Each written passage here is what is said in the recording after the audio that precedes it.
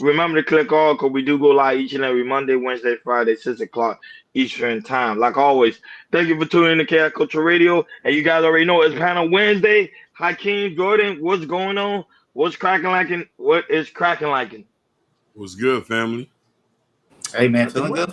feeling good, feeling great. Another Wednesday, baby. Let's go. Let's get it. Let's get it. Yeah, you guys already know why I'm happy because the Florida Panthers won their first Stanley Cup.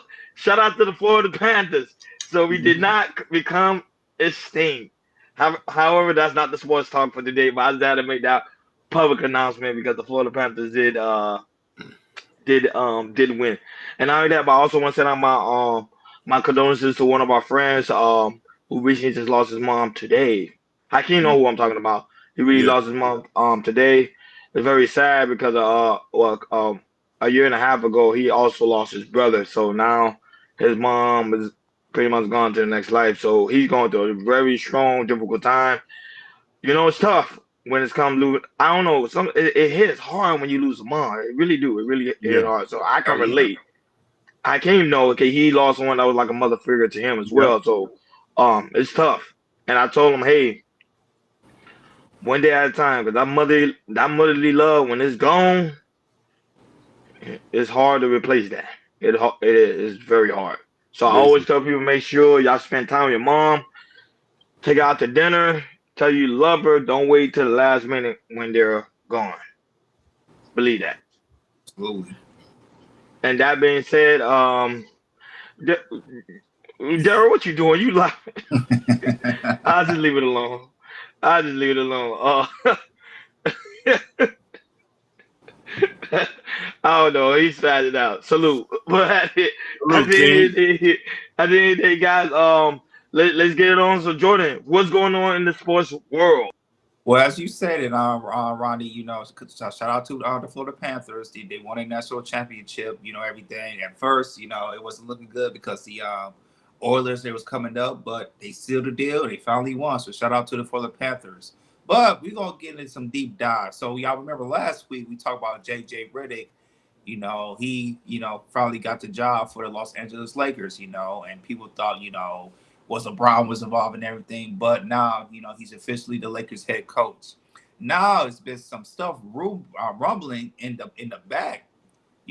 When he got his title as a head coach, that there's been some rumbling about in the past of a black woman back in college, Duke University, that he had used a racial slur against a black woman. So I do have an article from the TMZ, and I'm gonna read it real quick. So JJ Redick is flat out denied he called a woman an N-word while a member of the Duke men's basketball team when he was playing back in college, saying the altercation simply never happened. Um, Duke alumni dropped the bombshell allegations on social media on Tuesday, claiming I only been called the N-word. Oh, I'm sorry, this is from the woman that she's making the statement. She said, "I only been called the N word to my face by a white man once in my life, and it was on the campus of Duke University while I was doing work with the basketball team. And today, he is named the new head coach of the Los Angeles Lakers. What a world! Redick was, like I said, he was a former basketball superstar at Duke University. Duke University. He also played, he played 15 years in the league as well, and now he's the head coach. The allegation was posted on a Nash account on yesterday, and as of the time was this post was viewed by 10 million times. Um, TMZ has reached out to Reddit's camp for a response to claim, and they completely shut it down. And it says no, it was never happened. So JJ Redick didn't respond, so people of his team respond like he's denied the claims and everything. So right now, it's like I said, this is stirring up and everything, stirring up in the Lakers, but we just don't have. So right now, we don't know anything. So for JJ Redick, he said it doesn't happen and everything. So, but the thing is, it's like what it can linger to the what it is linger to the NBA, and then we found out more allegations about him as well, or she might come out and possibly speak on it a little bit more, because if that's the case, this is not good for JJ Redick or the Los Angeles Lakers, and this could be very very bad. if it happens during the season open and everything. So yeah, right now, and a lot of people talk about it, not really the mainstream. ESPN hasn't really talked about it because the thing is, ESPN. He was previously employed for ESPN. He was a commentator for the NBA Finals. He was there last week with the Boston and Dallas Mavericks and everything. And now he's a coach, and now he's the coach right now. Now there's some stuff coming up in the past, which he's denying it, but if it's true, it will not look good. This will be very, very bad for the Lakers and for JJ Redick. So go ahead, Ronnie, man. What's your take with this, allegation of JJ Redick possibly using racial slurs against a black woman? Shout out to Ashton Williams. Shout out to also Daryl Long, Sim God, for coming through. Always Big Blur. I know you have what is it Wild Line Wednesday today? I think at 8:30 Eastern time, 7:30 Central time. So guys, I make sure you go subscribe to Ashton Williams channel. They will be doing Wild Line Wednesdays pretty much today. And I have a shout out to those that are watching on Facebook, Instagram, Kick, and also Twitch, guys. Make sure y'all follow. I can't speak that enough. Make sure y'all follow because there's people that's watching us, but you're not following us back. But it's all and not only that, pretty soon we will be on Rumble, TikTok, and also X, aka Twitter. So that's gonna be exciting news. And don't forget, guys, it is Panel Wednesday, so you guys can join the panel anytime. Anytime you feel like dive into any type of topic, anything we talking about, which is money, sports, whatever, y'all can dive right in. It's Panel Wednesday. We do this Panel Wednesday for you guys. So yeah, pretty much time into the conversation. So when it comes to JJ Redick, and shout out to the real Poogie. I'm not against. Of course, the N word because we use it. Black people use it all the time. We use it in rap music. Some people actually sometimes even use it in the business. Some people actually use it in the locker room. When I mean the locker room, I mean the sports locker room. So it to me, I don't have an issue with it. So to me, JJ Redick should not have the same issue as well. It was back in the past where he was playing. Pretty much when you're in college, so what? As long as it doesn't affect your today. Now, if it affects your today, then I'm like, okay, you need to do something about it. But as you get older and as you get more and more mature, it's good to have those like deep type of conversation. But you don't have to. To me, you don't have to please everybody, and you don't have to apologize, or you may have to give some people a formal explanation. Now, I get it because he is the coach. He is right now the coach of the Lakers, so you're trying to have a clean image. But at the same time, you still want to be true to yourself. So if you said it in the past, so what? Forgive yourself and let's move forward. Go ahead, Akeem. Shout outs to Peace of My Mind. Thank you so much for joining us, Queen. Shout outs to Truth. I want to again shout outs to the Simp God, the Father, the Son, and the Holy Spirit, the real Pookie, Ashton Wim. Now, here's my take on this. There's context to everything. Why are we waiting so late? As he gets one of the greatest positions in the world to relieve this message. I wanted to hear this when he was in Duke. This is my only thing. And mind you, and my thing is, I believe her. I believe her. Thank you. I kind of actually believe her because a lot of these guys have racial biasness, no matter where. Do you remember the guy who owned the Clippers? You remember what he said? Donald Sterling. He said, "I gave them homes, I fed them, I bought them cars." It's so bad now they made a movie out of it. I think it's on Hulu. Yeah, so a lot of people are going to have racial bias against you. I could believe he's a racist. I could believe he's prejudiced. I could believe he's here for the bag. My two things is, why did she wait so late to say this? Why there wasn't a formal action filed while he was in Duke? And this is another thing, ladies. We believe y'all. We want to believe y'all even more. You need to report it at that day and don't be fear of recourse. So that's the only thing. Because now, nothing's going to happen. I don't know if you know this. He's with the greatest organization in the world. They're going to sweep this under the rug. But the N word, but everybody, we use it too. Black people use it too. So why not report all black people? Black people use the same thing. So here's the problem. I understand where you're coming from. She was working. We do that work too. We do that work too. But she doesn't subscribe to the N word. But we do it, even though some people still. I seen whites say otherwise the N word. I seen it firsthand. I seen it. So I just was a little taken back by that. Mhm. You know what I mean? Like we being very hypocritical. If we're saying the same thing, and then whites doing the same thing, we shouldn't be hypocritical. Then we need to But report everybody. I want but to say listen, though, this is my problem though with it though. Everybody used the word and everything. I mean, if it's white people that use it, yeah, but if they use it in certain areas where there's a lot of blacks, they're not going to do that. They're not going to really do that, especially with a lot of black people. My thing is this with this one. It's like, if you're telling the truth, that's fine. You know, if it didn't happen, it didn't happen. But my thing is, if you lied about it, that you didn't say an N word, and then it come out, that's a problem to me. That's a problem, because to me, it's like, if you're racist, be racist. Say to our face. yeah. But don't be clean cut and say, "Oh, I never used the word," and then find out you did it too, because now you're lying. Now you're lying. Now you're like a closet racist, which we have in the Midwest and everything, which I don't like and everything, because those are type of people who might say the words.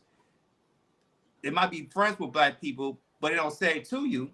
But they might be texting it to their other friends, white friends, and everything, that you find out they're saying this to you, all that type of stuff, which is backstabbing and everything, which I don't like. So it would be a problem for me if he lied about it. If he denies it, but it comes out that he said it like that, that's a big problem to me. Mhm. That's a big problem. But if he says it like that, if he says it and he said it, let's say he said it, it did come out and everything. It like I said, I still think he would have got fired. I feel like the Lakers organization, they still would have had his back. It happened like 16, 17 years ago and everything. You know, they would say, he would come out with a press conference. He said, I was young. I didn't know I was doing all that type of stuff, yada, yada, yada, and everything. So that would be fine. But my thing is like, if he would have lied about it, I would have a big problem with that. Because if you want to say it, just say it. Don't hide. Don't hide in the trees. If you're gonna say what you gotta say it. You're in America. Saying this, and that's my thing about it. So right now, he say, it didn't happen. Okay, cool, whatever. But if it did happen, he comes out and lie about it. That's a big problem. But to me, black people have so much of issue with that word. Do it like the Jews do. Don't mention it. Mm-hmm. Jews You got see what I'm power. We saying? don't got power. That's what I'm saying. And to be honest, I don't think black people really care. They're just trying to find something to care about. But not that. But shout out to Keisha M. And shout out to the mom, Father Kendall, for being in the building. Joe, don't hurt him. It's also in the building as well. Who's on the panel? Truth is on the panel. Truth is on panel. Shout out to Truth. What is your thoughts before we move forward to the next one? What's the word, little bro? Ron, Jay. What's up, King? Oh no. What's good? What's good? What's good? Yeah. What's so you said somebody that was so elaborate on what y'all was saying, because I heard a whole I'll bunch elaborate. of So the loss. So you follow basketball, right? Yeah. So you know the new Lakers head coach, right? JJ Redick, right? Correct. So we talked about it last week. He's the new head coach of the Los Angeles Lakers. Now, since he attained the position, now it's been, a woman came out saying that he said an N-word to her back he was in Duke University 67 years ago. And she came out. We don't know her name. We don't know anything. We don't know her name, what nationality she is. We know that she's black. We don't know whatever. And she came out and say, it's kind of crazy that, there's a guy who is the who is the head coach of Los Angeles Lakers, back in the day used the N-word for me, and now 15 years later, he's the head coach and everything.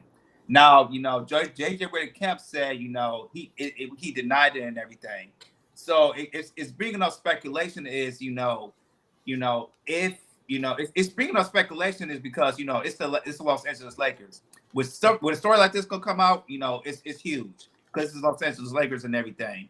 And some people are kind of fickle, on how he got the job, because him and LeBron James had the same podcast together, and people thought, LeBron has something to do with it, which I believe he does. They denied it and everything, and now and also he has no experience of being a coach. He has no college experience and no head coaching experience or assistant head coach experience.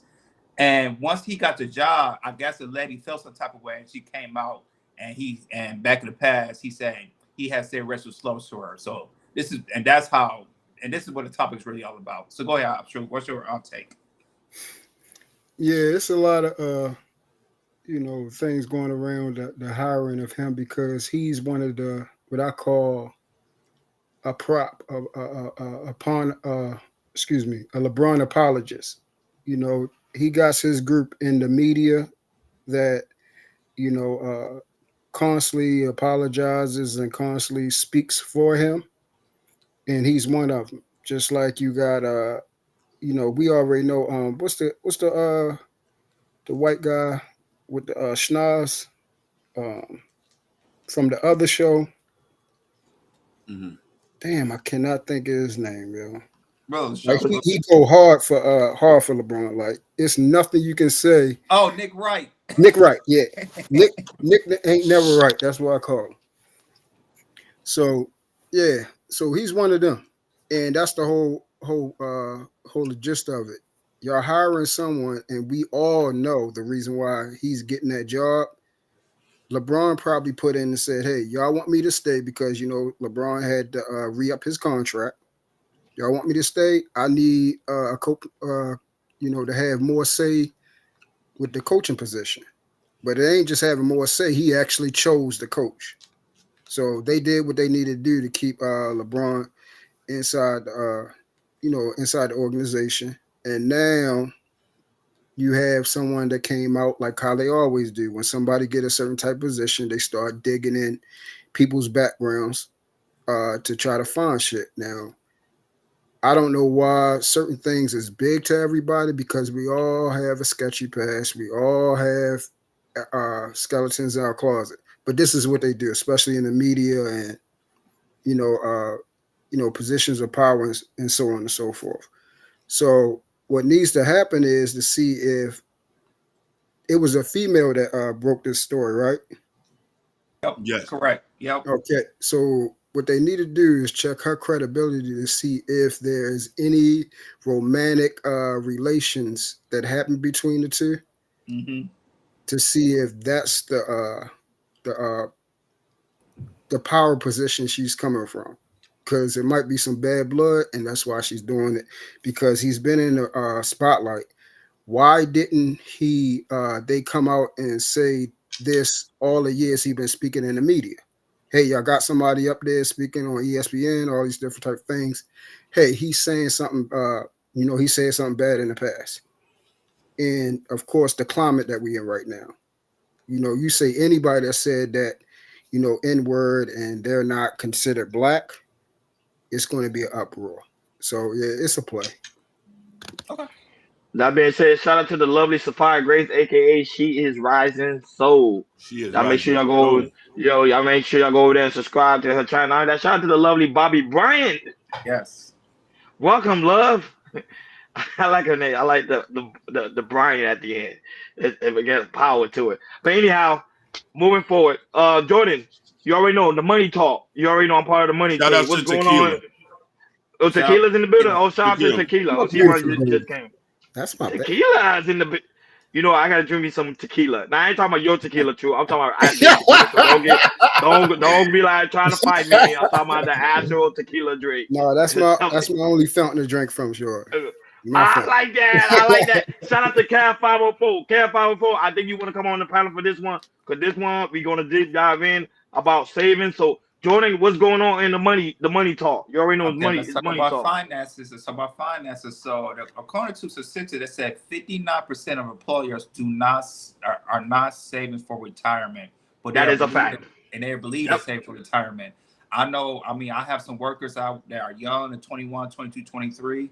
And people like me, people who's been in the industry a long time, we tell me that 21 is the perfect start, to start, we'll build your 401k and everything. But the thing is like a lot of these employers, they really don't know about it. They feel like, the government was going to take their money and everything, and they're not really, really informed of, saving for the long term.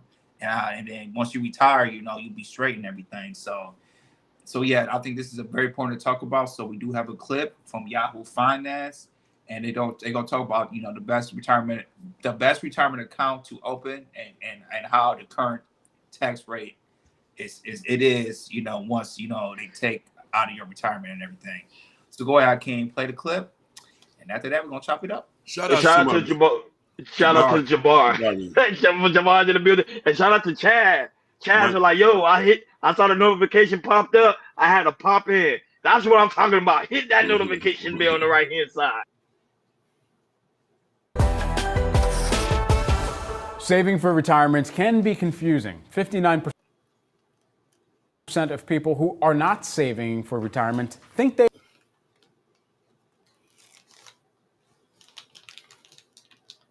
are, according to Principal Financial Group. And oftentimes, changes in the process could mean that you're losing out on some cash or benefits. So to break down what this year's opportunities mean for you, we've got Ed Slott, IRAHelp.com founder and CPA, here with us in studio. Ed's also the the author of the new book, The Retirement Savings Time Bomb Ticks Louder. I guess it's the founder of Ideas going into the book here as well. And nonetheless, thanks so much for taking the time. Great to be here, Brad. Thanks. Absolutely. So let's dive into some of the changes that have turned into opportunities for this year for people who are saving for retirement. What is the top one that they need to be taking advantage of? Well, the changes, the opportunities of things you wouldn't think of: taxes and inflation. Okay. Why is that? Well, everybody thinks inflation is bad, and I get that because things cost more.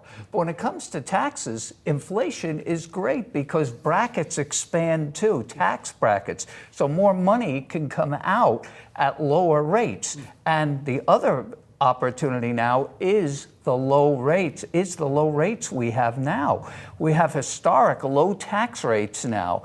So the key to anybody saving for retirement is, if you have an IRA or 401k, remember, those accounts are loaded with taxes. The only way you can get to that money is by paying taxes. So if you can get that money out now, because I'm worried about future higher taxes, we have debt limits, the laws may be changing. So anybody stockpiling money in an IRA or 401k should be taking action. That's what I call this retirement savings time bomb ticks louder. It's the tax. I call it a ticking tax time bomb. Say that 3 times fast. Yeah, I don't wish to hear. In your IRA. Yeah. So timing is everything, and you talk about this in your book as well here. Yeah. I mean, timing looks different for everyone across generations and across what your actual target day funds might look like as well here. So what is the best way to really kind of run the calculus around your own timing? Where does the thought process need to begin? 1 word: Roth. Roth. 2 words: Roth IRAs. Okay.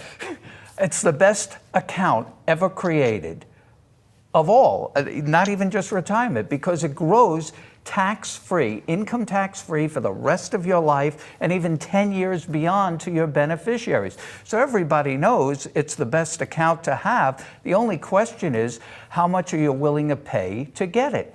And the price you pay is the tax rate, which, as I said, is very low now. So you talk about generations. Young people should only be doing Roth IRAs. Imagine if people my age, baby boomers, had the opportunity to start from $1 building a tax-free retirement account.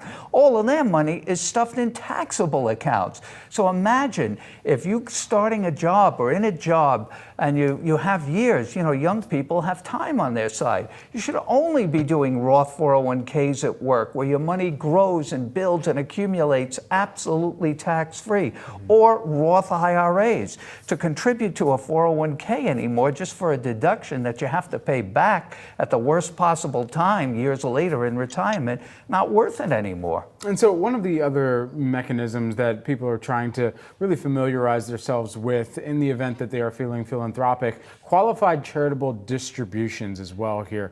How can this help as part of the broader strategy? Well, that's a limited population. It's a great thing to give to charity if you're charitably inclined. I never say give to charity to save taxes, because if that were true, you'd give all your money away, you have no taxes. Nobody's doing that.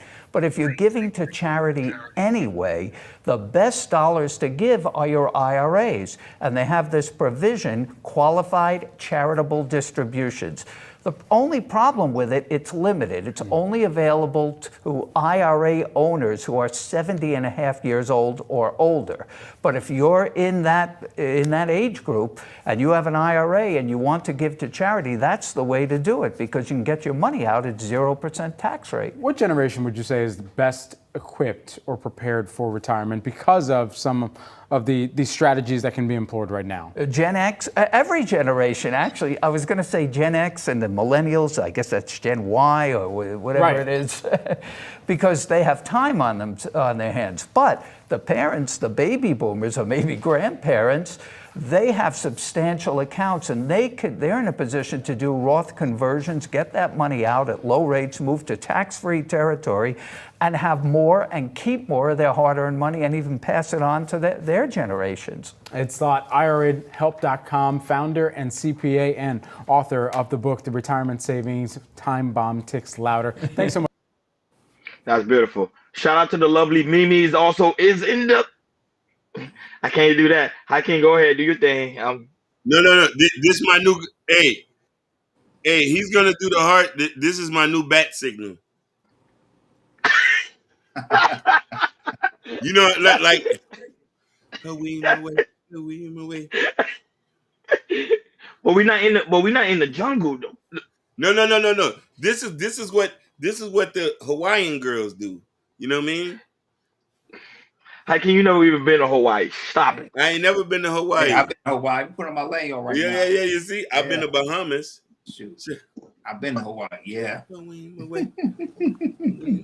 Oh, I ain't got time for you. Hey, shout out to the lovely. You already know. Shout out to the lovely Sherry Bryant is also in the building, and also her son Sky also watching in. I said, it's just like I see a lot of love in the chat. When I see a lot of love in the chat, it makes me all jittery in the inside. I don't know. I like love. Love is a. Plus, there's a lot of women in the chat too. Yeah. I can't. Don't get me started. Listen. I told somebody I ain't playing no more, man. I told myself I ain't playing no more. Listen, the fact that there's so much women, I feel even more masculine today than I've ever been. I leave that for you. But anyhow, you go ahead, George. Let's talk about this money. Yeah, let's talk about this money. Let's talk about retirement, man. Go ahead, Hakeem, man. What's your explain about how much it's important to saving money, especially if you have a retirement account, a Roth account. There you go. Go ahead. This is the greatest transfer of wealth you can ever do. Roth IRA. I own one. Even when I was in the streets. It's the best place to put your money in. You could put up to a certain amount every year. Just like the guy explained it, it's taxable dollars. Even listen. Even if your daddy was a car wash man, he should have a Roth IRA. Easy to set him up. And you tell daddy, just put $20 in there. Let him put $20 in there every so much. In 20, 30 years, he'll have $200,000-$300,000 he can retire on. This is the simplest thing. Doesn't matter what kind of job you work. Invest in the Roth IRA. You shouldn't even touch 401ks. You should opt out of it, dump most of that money in the Roth IRA. Let me correct myself. Unless if your job is going to match you dollar for dollar, you should invest in the 401k. Let me correct myself. But if you're working a manual labor job, if you're a day laborer, and you're a U.S. citizen, you can invest in the IRA and you can set up for your future. $20. If you don't got enough money. If you got a lot of money, you could put $100 and they buy it up. And mind you, you don't even have to be smart about it. You could pick a regular ETF dividend fund, dump that in there. You'll have enough money to retire and take care of your grandbabies if your daughter want to act up. I agree with you on Hakeem. I have the way my Roth IRA set up is I have two. Of course, I have one with my employer, and I also have one outside of my employer, which is my local bank, where they take money out of my account. Like every time I get paid, they take like a small percentage out of my account, out of my paycheck, and they send it to the Roth IRA. And I'm talking about my banking. They just send it to the Roth IRA, so I can be able to use that and to invest in and just leave it in there without taking it out. Now, the thing is, some people take out some money from the Roth IRA. However, you will be penalized when you take out. So I recommend if you're using the Roth IRA, make sure that you have something that is in a stable company that you know you're not going to take out. You just leave it so it can reinvest for you. So that's called compound interest. So at a certain point in your life, it's going to be worth a lot of money. I think that's what happened with Warren Buffett. His story is he used to invest in Coca-Cola when it was like, I think, if I could be wrong though. I think when it was like $1 or 20, I could be totally wrong. And then look how much look at his net worth now is today. He's one of the biggest investors of all time. You know him, and also God rest his soul, Charlie Charlie Munger. Munger, but he's gone now. But still, those guys are like the blueprint on how you should invest in a Roth IRA, and not only that, but invest in companies, which is a good thing. And now I just want to address Mimi because Mimi say cap. Mimi, I have not been flirting. You can ask Hakeem and Jordan. I've been really, really good lately. I've been Really, really flirting. good. Hakeem been flirting Hakeem been because flirting. you know, I've because been flirting.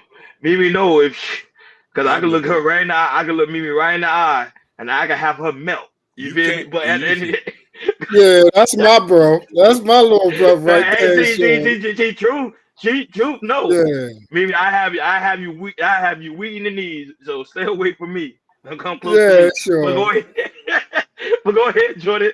I had to have made that public Man, announcement. Oh, a Roth IRA account is one of the safest things you can do. It's better than having it's 10 times better than having a savings account. It's way better. And I just wish our young generations get more information on this, because you can save when it comes to get to your 40s and 50s, start retirement. Oh my God, you'll have so much money saved up, so much money saved up. And it's so simple, man. You know, if you have it through the bank, what Ronnie said, you can take it off your bank.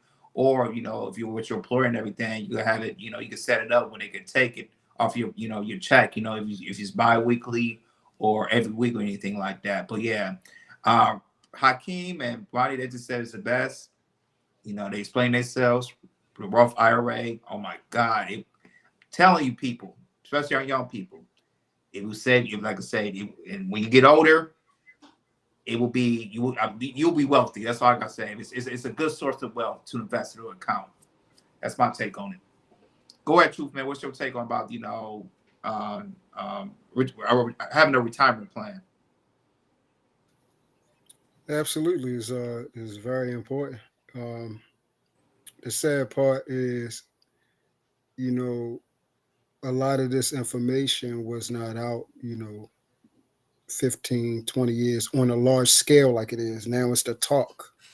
You know, more people are invested, learning about, you know, financial stability and as well as financial freedom. So we're exposed to it. A lot more people are doing it now.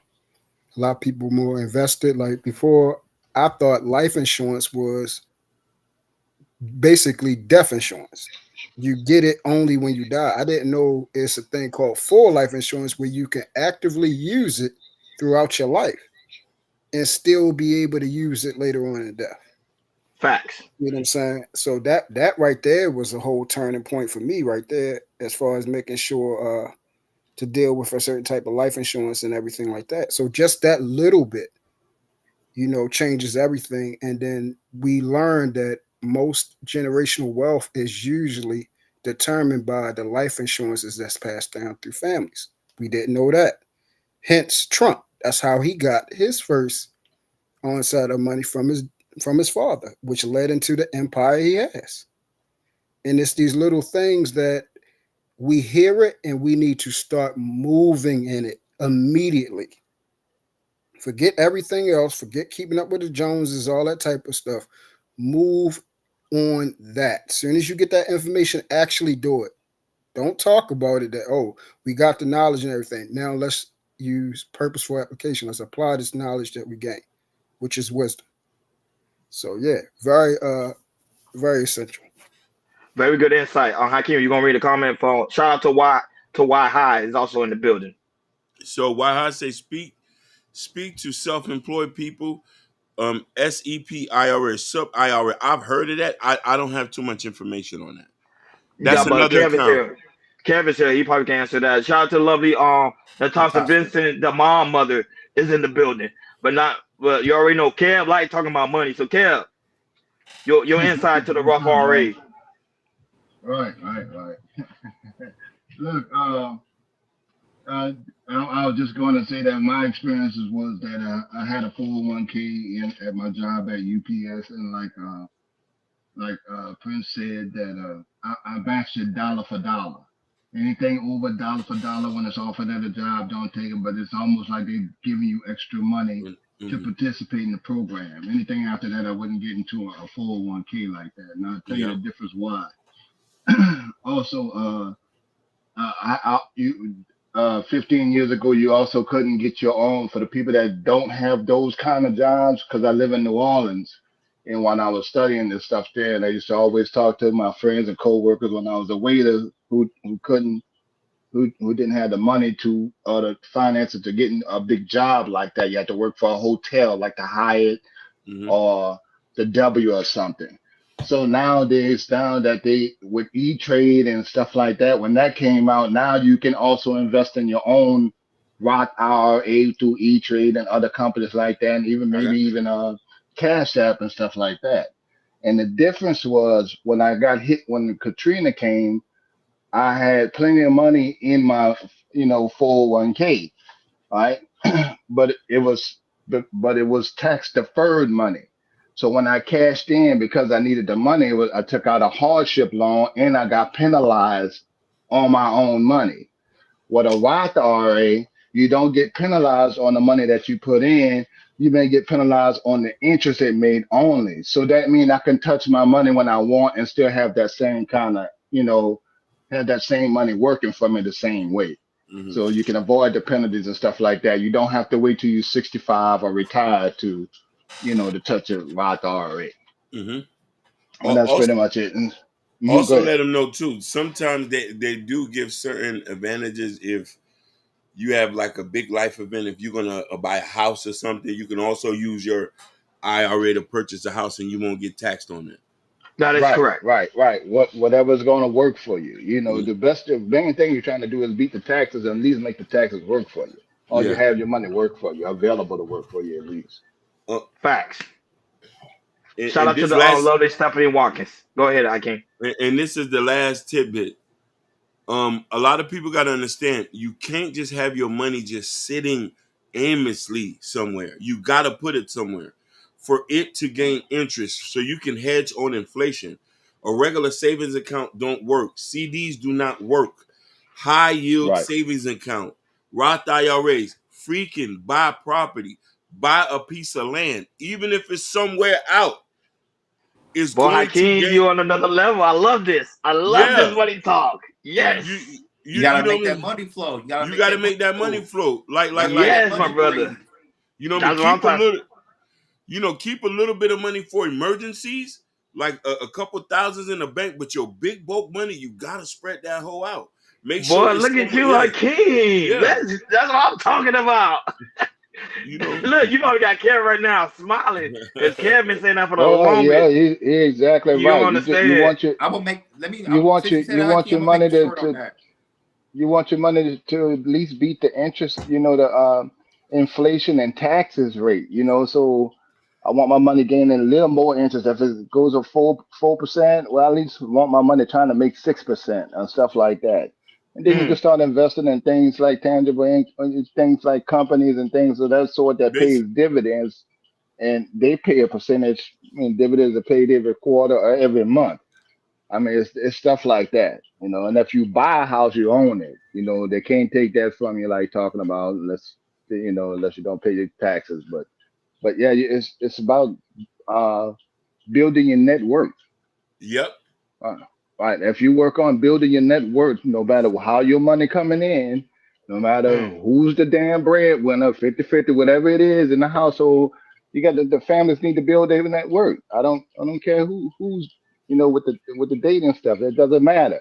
If y'all working on building the network and building a legacy, whatever your legacy is, it don't have to be millions. Yeah, our parents really didn't leave us much. Mine left me a house, man, and then I got that, and I'm gonna leave my daughter one, each of my daughters one, and that's whatever I can do at that point. Then teach them the same thing, and get that going for our people, bro. It's not that big of a deal, No. you know. No. You And just I got to and I do it. never Get Chad. working. Chad said also look into ETFs. I do the same thing. I Yeah. look into Right, those too. Those are ETFs are really good. good. Yeah. They Same are here. they are amazing. Now that my final thoughts on this before we move on to the other topics. I was talking to a friend of mine. A friend of mine stated to me that a lot of people in today's society are not budgeting enough.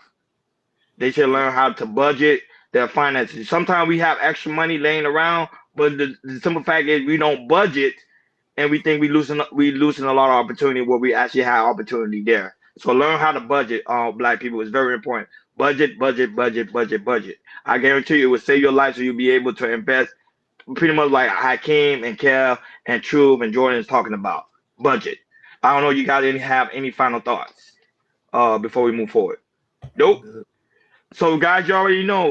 Guys, please make sure you hit that like button. Please make sure you hit that subscribe button. Please make sure you hit that notification bell on the right hand side, because right now we're about to deep dive into trending, pretty much exciting, sometimes sad type of topics. So, Jordan, go ahead. Do your thing, my brother. All right, let's go. Let's get it. So I'm gonna start with this first, and then after that, we're gonna start with the main topic we have on the board. So we talked about this on Monday about the Atlanta judge that we saw the video how she's acting belligerent, she went to judge and everything. Now I'm finding out that she has the Georgia Supreme Court is gonna remove her from her seat. And also, it's been ongoing investigation into separate ethic charges as well. Peterson recently, as I said, she made headlines for Monday that we see and everything. Peterson removed from the bench was affected on Tuesday after the Judicial Qualification Commission found her guilty of systemic incompetence and recommended her removed from the seat. There were 30 counts brought against her, and the court found that 12 of those counts were warranted discipline. Peterson will not be eligible to be elected or appointed to any traditional position in Georgia for at least 7 years. So practically, she's banned for any judge, any position for 7 years, and there's still investigation on her as well. So go ahead, King. We do have a clip about the judge, and after that, we'll chop it up. Shout out to Mimi for sending us this topic, actually, because she was kind of attacking my argument. What I said last in the week. case of embattled probate judge Christine Peterson. The High Court ruled the Douglas County probate judge should be removed from office immediately. Fox 5's Kevin Stewart is in Douglas County live for us tonight with the latest. Kevin. Christine, voters had already voted to remove Christine Peterson from office. She lost her primary earlier this year, but now the state Supreme Court says she's got to go right away. Judge Christina Peterson is out. The community has been buzzing about this one. The Georgia State Supreme Court saying in its Tuesday morning ruling, quote, the judge exhibited a consistent pattern of misconduct that stemmed from willful misconduct in office. State High Court decision follows a recommendation by the Judicial Qualification Commission to remove Peterson. It found she violated 28 of 30 counts against her.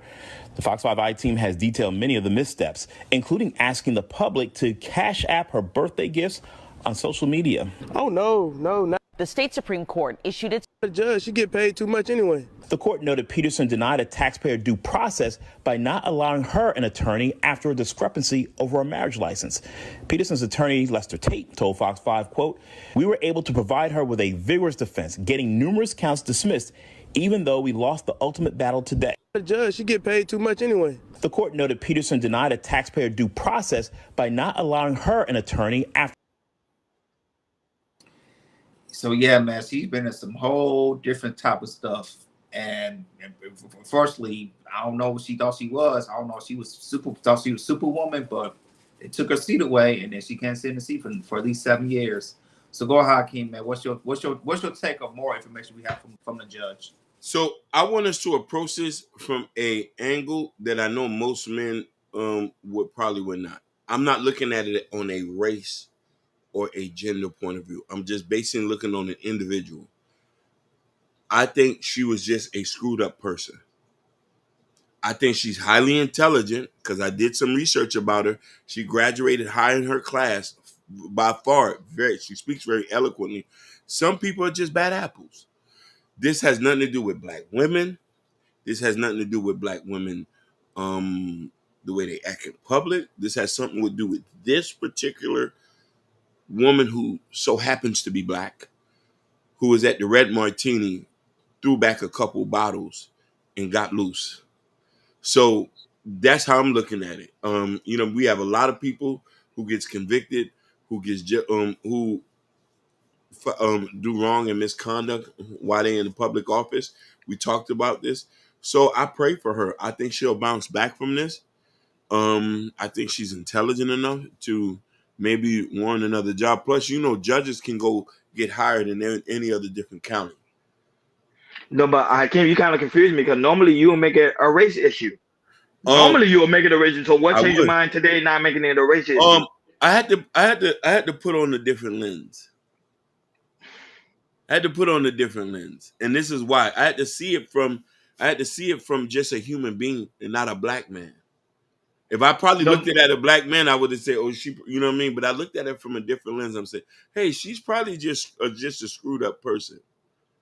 Yes, I agree with you on that aspect. She probably just a screwed up person. However, she's still a human being, and she still have the right to enjoy herself, even though it was at the Red Martini. I've been there before. When I was in Atlanta. I think we all been there before. I've been there too. Red Martini is hood, it's but lit. it's lit. It's lit. Yeah. It's party down until the sun. Well, their sun don't come on until 2:00 in the morning, so I mean the party's over. But anyhow. On a serious tip, I was reading the comments in the comment section on where Jordan was playing the video. A lot of them are saying it is a race issue because this is the reason why. They say what happened if it was a white woman, she would have got off. And mind you, on Monday's show, I did mention the fact that I thought she was gonna get off because she's part of that inner circle. Like they don't really like to fire judges too much, especially when it comes to the districts and when it comes to the Supreme. They do not like to fire judges at all. They like to keep them there for a very long time.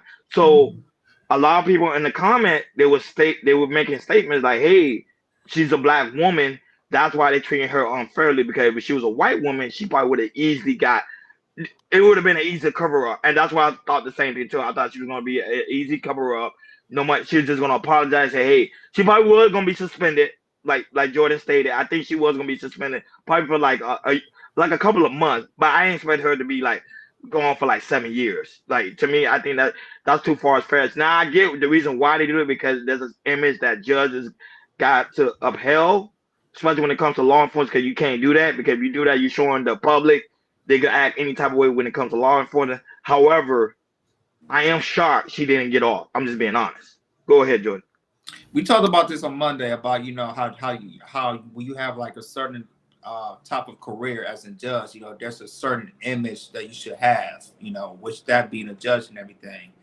I understand, having fun, wild out a little bit and everything, but the thing is, it's like, if you look at her past, she has a serious problem of, being belligerent and, and which is showed, we showed Monday about her, hitting up a police officer, cussing out a police officer, all that type of things as well and everything. So I feel like with her, it's like, there was, like I said, it's over 30 counts that was going against her and everything. When you look at 30 counts, it's hard to really look at that and say, and the Supreme Court say, hey, maybe we could just back it up, keeping her judge, because there's so much, stuff that she did, and also with the past as well. So they had to do something. They had to put down the hammer, and they had to ban her and everything.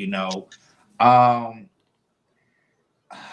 kind of 50-50 if it's a race issue or not, because it's just, if you look at her, her charges and everything, it's just, it screams at you that you have to do something to her and everything. If it was a white woman does stuff like this with her same slate, I probably would think they probably would ban her. Maybe she'll get like 3 years. I think she probably get less than her. Maybe get 3 years or 4 years, because they it's like a tap on the hand or something like that. But for her as a black woman and all the charges that she had, that's why they had to give her the 7-year ban of being traditional and everything. So but hopefully for her, she could get some help, because how she looking when she's drinking. Maybe, I don't know if she's alcoholic or anything, but she needs to stay away from drinking, because you see drinking, she looks like she could be a terror, because she was punching everybody when we saw the video and everything. So for her, hopefully she gets some help, get some therapy. Maybe she can go to rehab. And like I said, you want to stay in Atlanta. Hakeem's right. You go to other districts. You go to another state, whatever. And that definitely can help you out. But yeah, for her, I agree with the Supreme Court what they did, because the charge it was just a lot and everything, and they had to do something. So that's my take on that.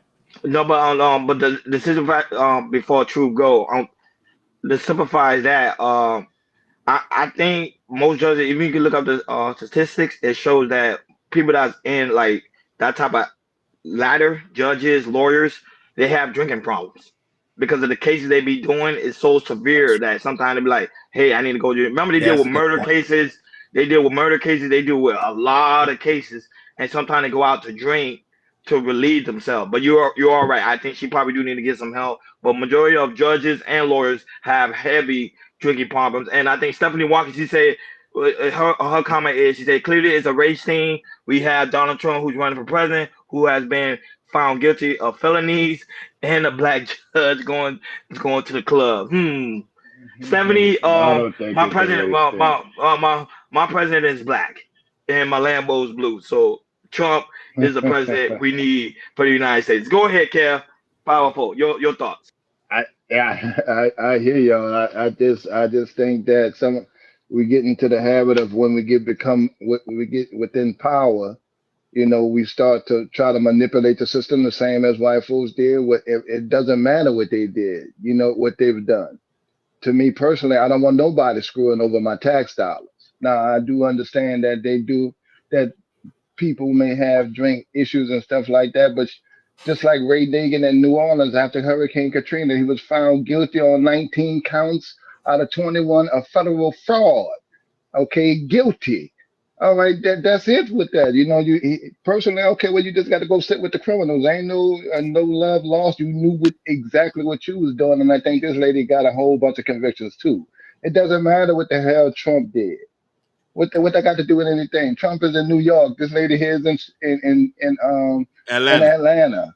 Right. Yeah, and Atlanta has a lot of problems from the DAs all the way down, and then they ruining the damn Trump case with the bullshit. This is our chance to get this man for voter fraud, something real, and but you flying your nigga, you dude all around the country and scamming money to fund it.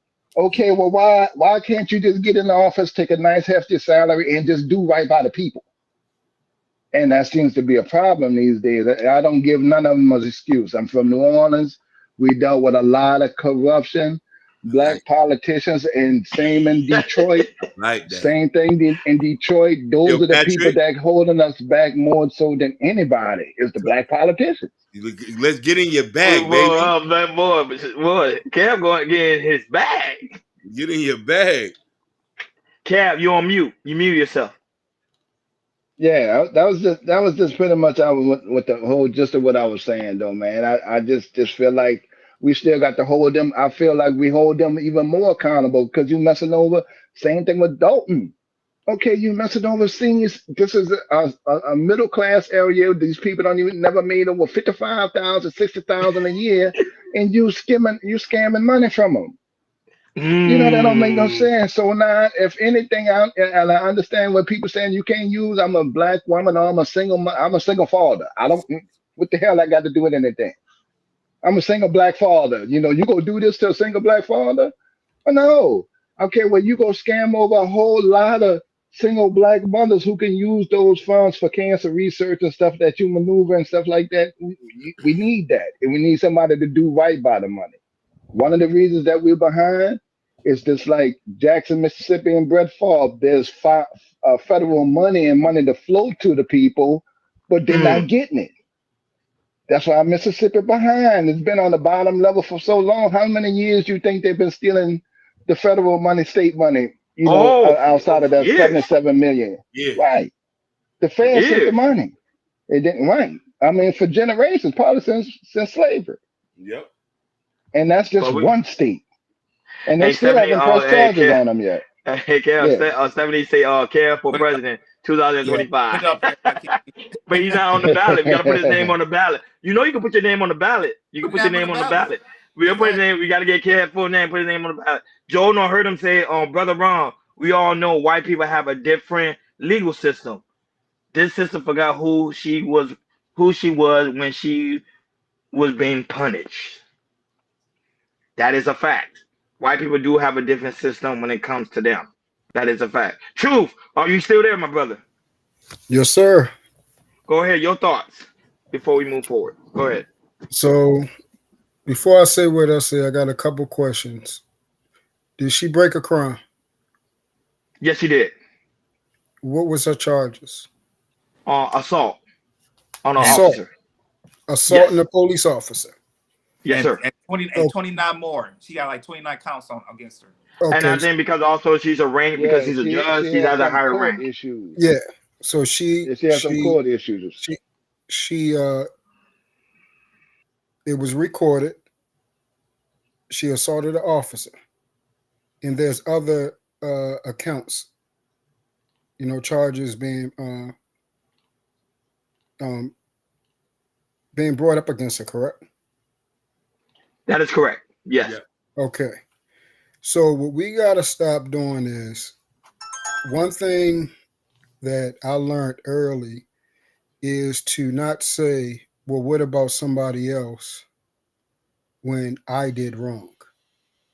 I had to learn this a long time ago, because what happens is that will never allow you to grow and allow you to obtain one of the key characteristics you need as a man and as an individual human being, which is integrity, which is doing the right thing even when no one is around to see you. The problem is we start looking for reasons to compensate for someone else's bullcrap. And we want us to be held or let off because there's a double standard somewhere along the lines.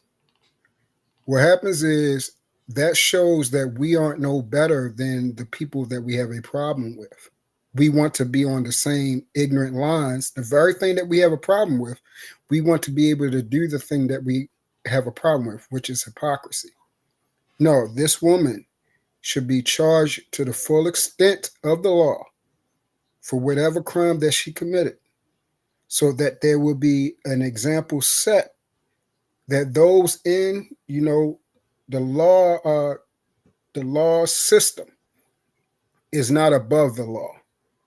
They get no reprieve. They get no excuses. And we already know with great power comes what? Great responsibility. Okay, she's a daggone judge. She's Correct. a judge. That is one of the highest levels. Even you could say that is above the president, because the president can be prosecuted by a That's what? correct. A judge. That By is a correct. judge. By the Supreme That Court, position, correct. yeah, that position is no joke. So Facts. and she knows it better than anyone. She knows the crime she committed better than anyone. So because of that, her ass should be prosecuted. Forget that. But race quick question. stuff. Yeah, go ahead. Quick question. True, I want to ask you a question. Oh, you think they're making an example out of her? Because I was told Jordan on Monday, there's other cases where there's all white judges, not women. They would get all like I don't have the story on me, but there's a story. A white judge got stopped by an officer, and she was speeding on a 30, I think a 35 mile an hour, and she was speeding. She was going like 60. He said, "I'm gonna give you this ticket." She's like, "No, I'm not taking this ticket. You know who I am." Oh, the entitlement. Is that all she did? Did she whip? No, she said, "You know who I am." He said, "You need to take the ticket." She cursed him out, and it's on camera because they have it on. Well, did she beat the his body ass? cam. No, she didn't hit him. That's one thing she did not. She did not hit him. So what we got to do is make sure we assess both situations to see the congruency of it and see if it's relatable. She did not physically put her hands on an individual. That is a no-no. We know that. So if the white woman put her hands on a cop, then now we have the same similarities now. Her ass should be convicted and prosecuted to the full extent of the law, because you already know we are not allowed to put our hands on the police whatsoever as civilians. That is a no-no. White, black, judge, anybody. So then if she did that, then I would agree with you, because of the situation is not similar. It's just the disrespect towards a law enforcement, it doesn't have the same weight. I need the same congruency across the board. If she hit him and then they let her off, then we will have a case. And that's why I said we got to make sure that when we doing this, emotions out of it, and then we are just dealing with the natural facts. We lay it out across the board. Okay, this person, law enforcement, it was a judge. Okay, this person cussed a police out and was disrespectful, only got a ticket. This person whipped the police ass and went to jail. So that is a glaring discrepancy in both of the cases, because one did something that's more egregious than the other. So yes, she deserves what's happening, and that is what's called the truth, not what we want, the truth. Natasha said she took that man home to her garage and called her male colleague. Say, Natasha, stop. Natasha, something else. Well, somebody else said something about Trump. I'm not voting. Oh no, that was Stephanie Watkins. She was talking about Trump. She like, Trump is still running for president even though he's found guilty of felonies. But remember, Trump is a whole different case. That was it. Right, and that's what I'm about to say. That's what I'm about to say. But stay tuned to the debate tomorrow. When the debate is over tomorrow, we will be talking about that on Friday. So stay tuned. So Stephanie, you welcome to come on the panel. Watch the debate tomorrow.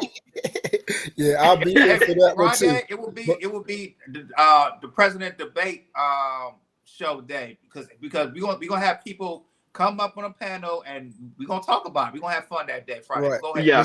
And Steph, I'm gonna tell you the difference between for Trump. So I'm not voting, but if you vote, I would tell you vote for Trump. I would tell you vote for Trump, okay? If you vote for Trump, you're going to get a Make better America great again than any other candidate that we have to offer. And it's about choosing the best option, feelings aside. If you give me something that's better than Trump, then we can work with that. And I say, hey, you need to go vote for that guy. She said you chasing the bag. She said you chasing the bag. Absolutely. Always. Absolutely. I want all my brothers to gain as much of that filthy lucre as possible.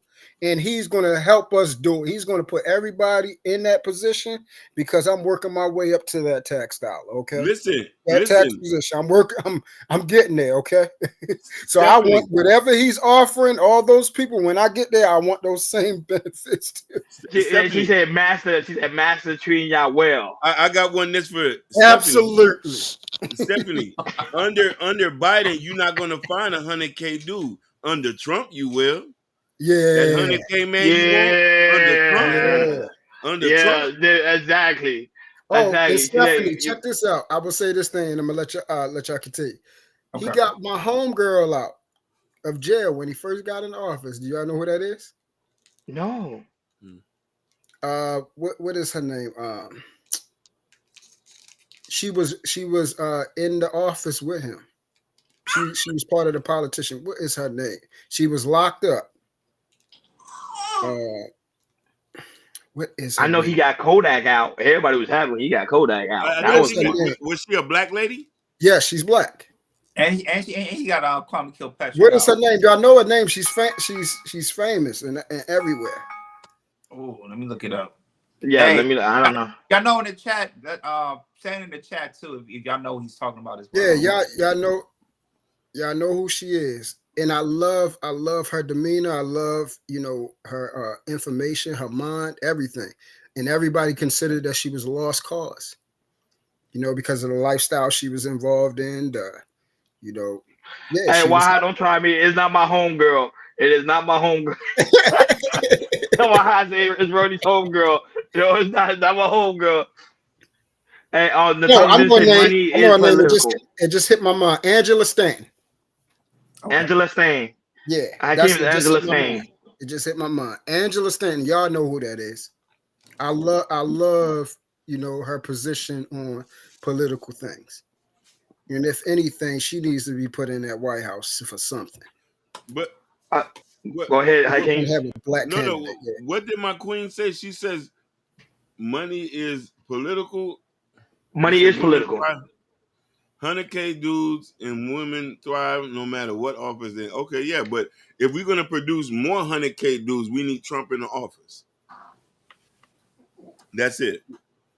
Yeah. No, true. No, not true. Real Pookie, that is true. The pandemic was under Trump. How he handled the pandemic, of course, I agree with everybody. I think he handled it totally wrong. Should have handled it better. However, Yeah, people were still thriving, even though they was locked down. Stephanie, you can't say we delusional because even you was thriving under the lockdown. Everybody was thriving. Hey, People YouTube channel was blowing up. People was making like 100K off of YouTube. Hey, look at all that we have under that. Hey, y'all, all the business. Let's save all this for Friday. Save all this for Friday. Okay, word. We love it. Save it for Friday. Word. No, trust me, I'm gonna do my research. It's gonna be a strong debate because I already did some research already, but I still got it. But not only that, but only focus on the election, on the presidential election. Also pay attention to your local election as well. Yeah. Because that is the most important thing. Presidential election, that's fun, but your local election that's gonna happen in November, pay attention. Find out who your judges are. Find out who your commissioners are. Find out who's gonna go for your governor, whatever the case may be. But go ahead, I can't. And it's easy because all you can do is go to Google, look it up. It's easier than ever. Easy. Hakeem put this up. This is who Trump freed. Angela Stanton, our beloved Truth, just gave us a black woman. Trump freed her. That's right. Trump freed her. She spent 2 years in prison for conspiracy, was later pardoned by President Trump. A decade after serving her sentence, she subsequently became a media personality and was the main cast on the third season of BET. Stephanie just don't like Trump. She like Biden. I don't know why people like Biden. That guy, yeah. You talking about manipulator? Is that boy? People, I don't know. People just. But Stephanie says she don't like Biden either. She don't like both of them. She did both of them. Then who we vote for, baby? She want us to vote for her. We're gonna vote for you. We're gonna put your name on the ballot. You don't like Biden either? Stephanie Watkins. She gonna be the first black woman president. I'll vote for you, Stephanie. That's the key word. She don't like. But yeah, you don't like them, but who's the better option? Basically, she said they both trash, but we'll say that for Friday. We're not gonna continue because we got other topics to dive. Be here Friday. Just be here Friday. We all be here Friday. Make sure y'all got that research. Do your research. It's gonna be fun. It's gonna be a whole lot of fun. But go ahead, Jordan. Continue. All right. Now we're gonna talk about the topic on the hour that y'all see on the bottom. And there's a woman who went viral, and she explained why she is tired of the emotions of labor that comes while dating black men. She has went viral, and I know this right here is gonna get us talking. I know the chat's gonna be talking. Some people might be coming up here. We might have a little heated debate, but this is what we do. This is the topic of the hour. So go ahead, I can play the clip, and after that, we're gonna chop it up.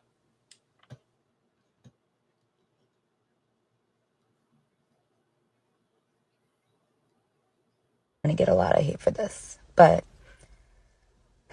I am so effing tired of the amount of emotional labor that comes with dating black men. I am so tired of the lack of commitment, the lack of support, the lack of encouragement, the lack of money. Like, I don't know what to do from this point on, but I can tell you one thing. My interest in dating another black man is like 1% at this point. They want us to be ride or dies until they get their shit together. And then they don't want to support us in return. They don't want to commit to us. They don't want to marry us. But then they want all the benefits of being a husband without actually proposing to us. I need someone who's intentional in every single aspect. I'm aware that I'm going to get a lot of hate for this, but I am so I just want them to hear this one more time. Tired of the amount of emotional labor that comes with dating black men. Right there. Woo! She's tired. I feel her pain though. I feel her pain though. She's but not going to disrespect black men. I'm gonna tell you why. No, I'm telling you, I feel her pain though. But at the end of the day, Hakeem and Jordan and True, she loves it. Women love There you that go. toxicity. Mm. I've been saying that. I've been saying it, and I'm gonna keep saying it. Women love that toxicity. It do something to their emotion. It only stimulates their emotion. It turns them on. It makes them excited. It makes them down. Don't get me wrong. They hate that downness, but at the end of the day, they're gonna strive for it. They're gonna wanna like make love to that man. Be like, I like that passion that man gives me. Black man is the only man that's gonna give you that type of passion, black woman, that you need. Don't just abandon us. Stay with us. Natasha Vincent, don't stay inside. Come outside. We here to embrace you. Mimi, we here to embrace you. Sophia Grace, we here to embrace us. Embrace you. Don't leave us. The other night. Don't leave us. We love you. I love we you. love you, black woman. Black woman, we love you. We love you. My heart. We love you. But at the same time, I'm gonna make it hard for you. I'm gonna give you some type of struggle because I want to know you down for me. Yes. Look, Mimi said, "Oh, I'm good," laughing my ass off. You see what I'm saying, Hakeem? From hell and back. Go ahead, Hakeem. No, go ahead. I'm just saying from hell and back. No, I was gonna say, go ahead. I'm done.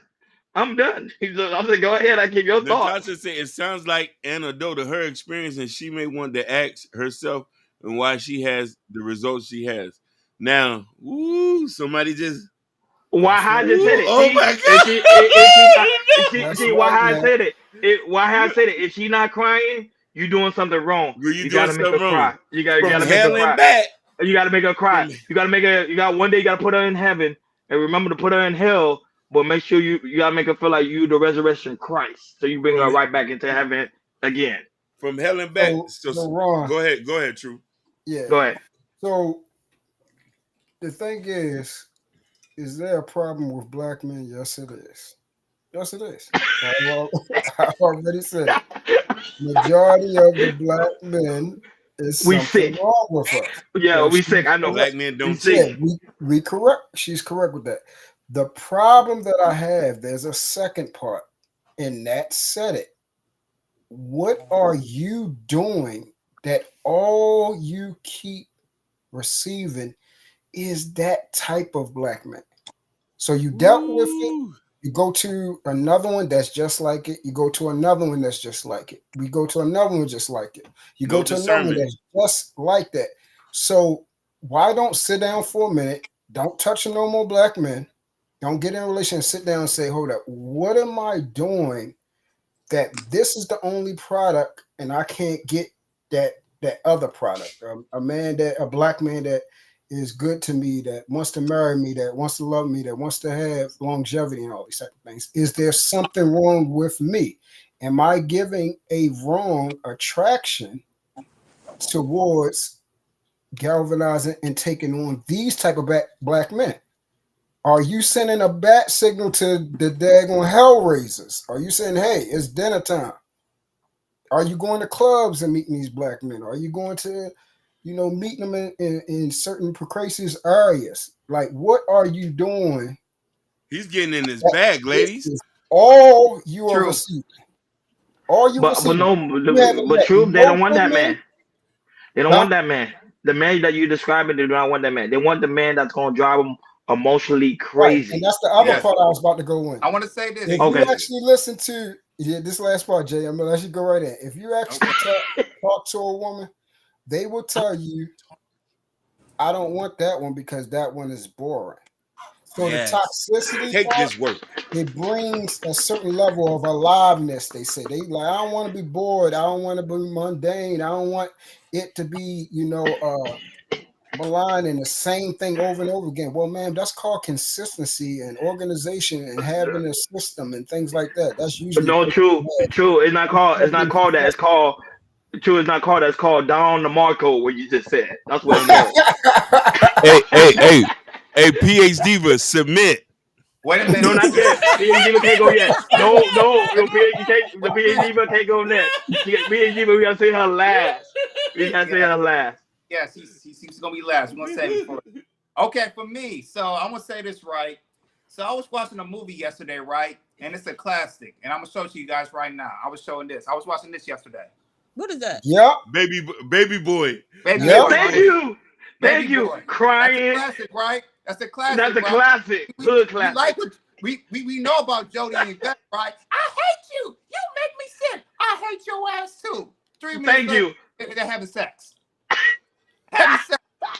I love you, boy. Yep, tearing that thing to Yeah. the Yeah. wall, Yeah. tearing the roof out of it, Jordan. And also, remember, Yvette's That is on my best friend. mind. Hey, and the thing is, they like to talk about black men too. Like, remember Yvette and a friend. Man, why Jody like to stay with his mom and everything? That nigga ain't shit. They have sex with his mom and all that type of stuff and everything. And all that type of stuff. So they talk about it, but the thing is, they need that. They need that. I agree with you, Ronnie. There are some women, not all. Some women need that toxicity. They want that passion. They want to get pop.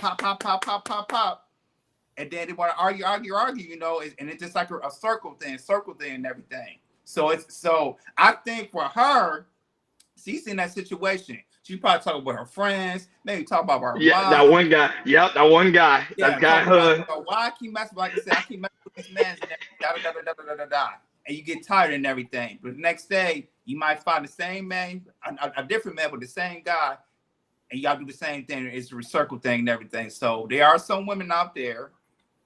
Baby boy kind of prove it that they love the toxicity. A movie?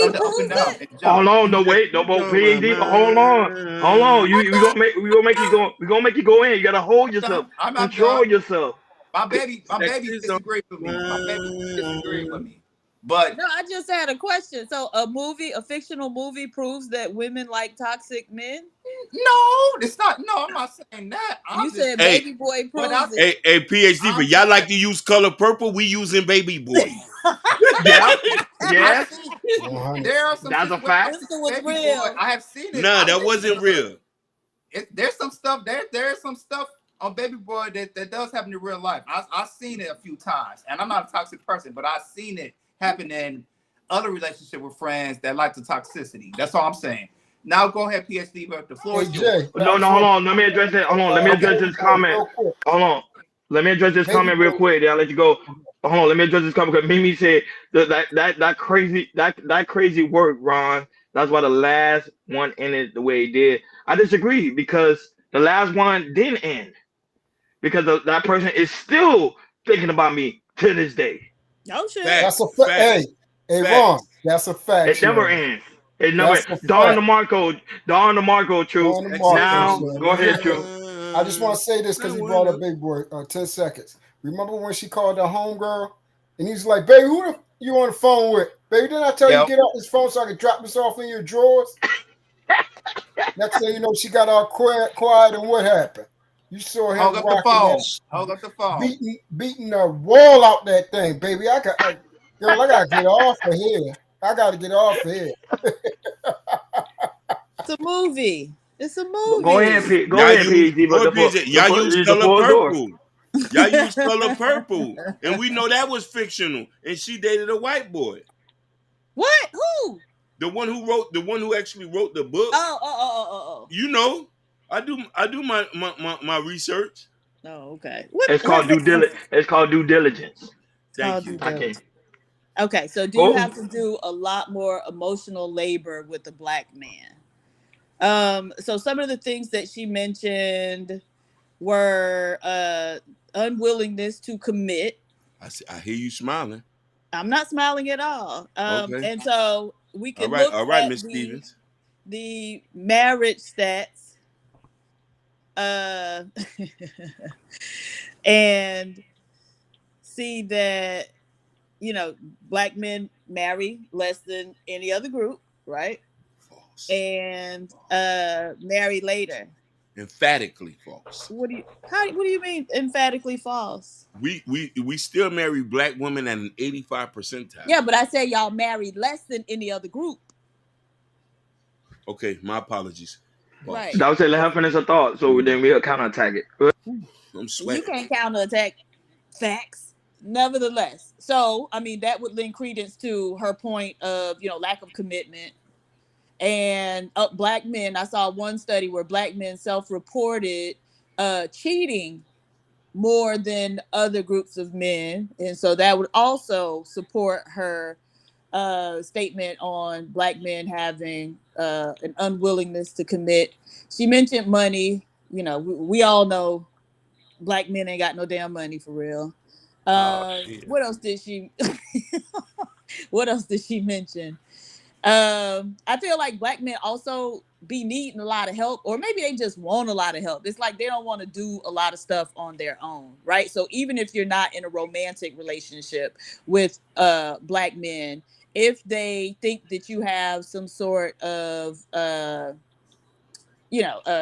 knowledge of something, they always gonna come and ask you for help rather than figuring out how to do it themselves. So I do think that, you know, even if you're not in a romantic relationship with a black man, simply being in like platonic friendships with black men, they'll try to make you do different types of emotional labor for them. But ultimately, it's up to that woman to say no, right? So let me ask you a question, PhD. So you think black men are like mosquitoes that we just suck your blood and leave? Damn, man. Right. No, I'm asking another question. I'm asking another question. No, but that hit me in my chest. Oh no, True say he agree with that. He said black men are like mosquitoes. I agree. I'm gonna emphatically disagree. Yeah, I disagree with that. I ain't gonna lie. I want to bring up. Go ahead, I want to bring up Baby Boy again.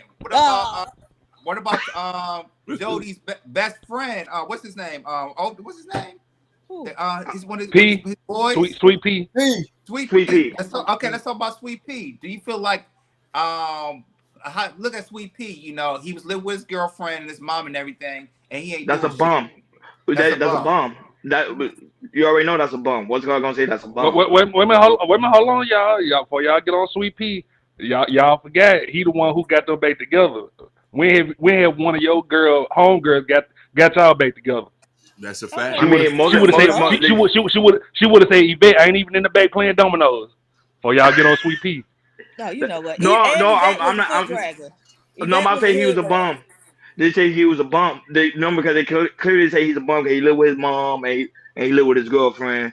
Like he's not really doing nothing. Remember, he wasn't even working because he had a girlfriend mom. Yeah, girlfriend's mom. Remember, and he had a felony, so he didn't really have a job until he was with Jody. Jody hooked him up with that job, with him working on like that side hustle. Right, but see, even then, it's like he wouldn't even take the time to go out and try to get something himself. He had to have somebody do emotional. He had a felony.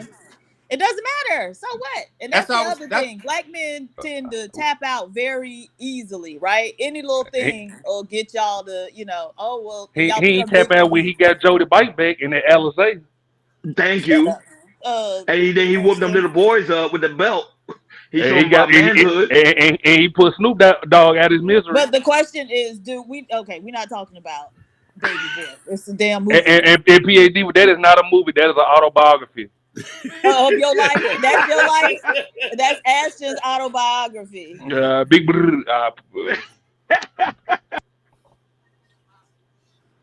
No, but for real, PhD, go ahead, continue. Go ahead, continue. Oh, no. I was just saying, so y'all mentioned Yvette, it's her loving it, but Yvette was a hood rat, right?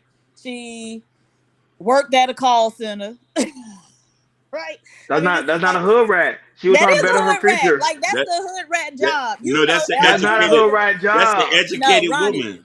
Ronnie and Prince Hakeem, y'all know all the little hood rats that back home used to work. I don't know if it's still called PRC no more. No, it's called Alorica. Alorica, that's what it is now, right? You know, all the little hood girls work at Alorica. Stop it. PhD, stop laughing, man. Stop laughing at bad people's pain.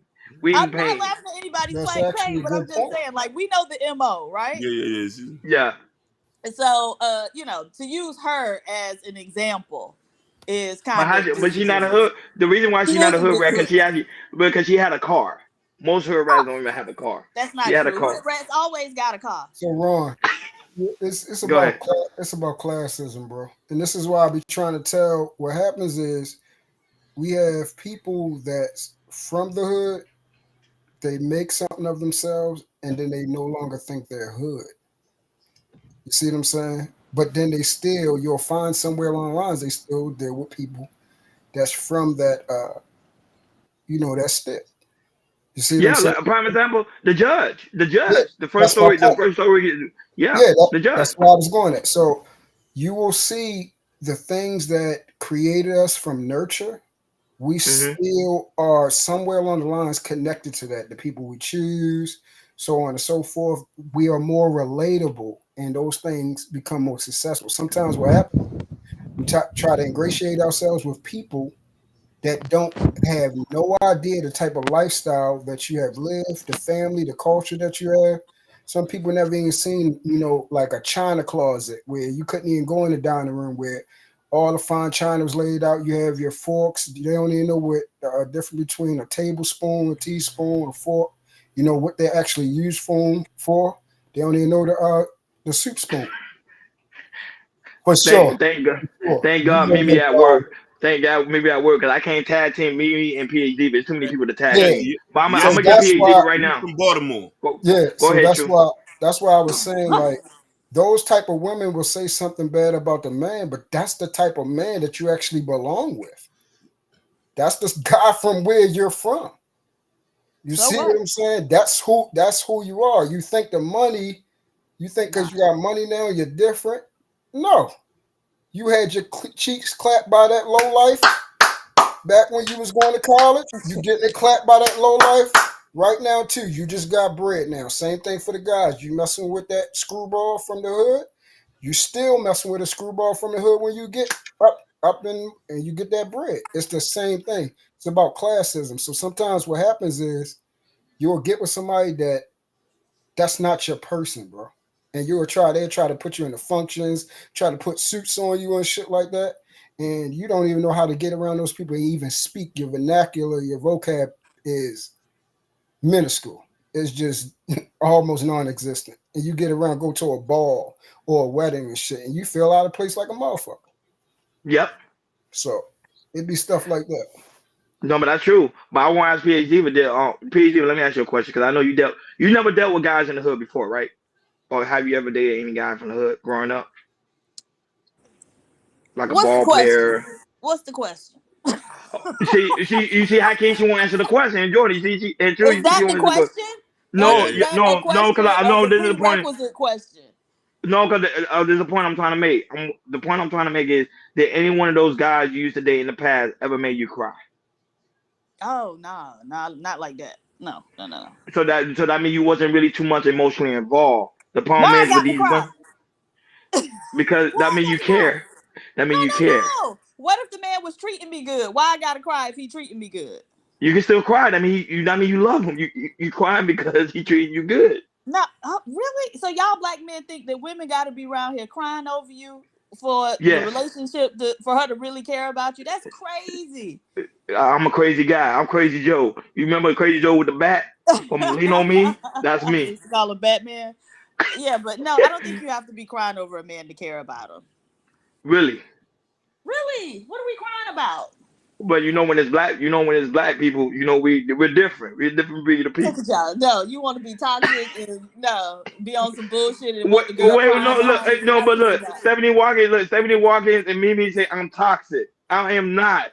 I'm just trying to convey a point, because majority of the time black women love that form of toxicity. I'm just being honest. No, I don't want no crying and no stuff like that. As Hakeem, as Jordan, as even True, they will tell you, if they're not crying, they're not into you, big dog. I'm just being honest.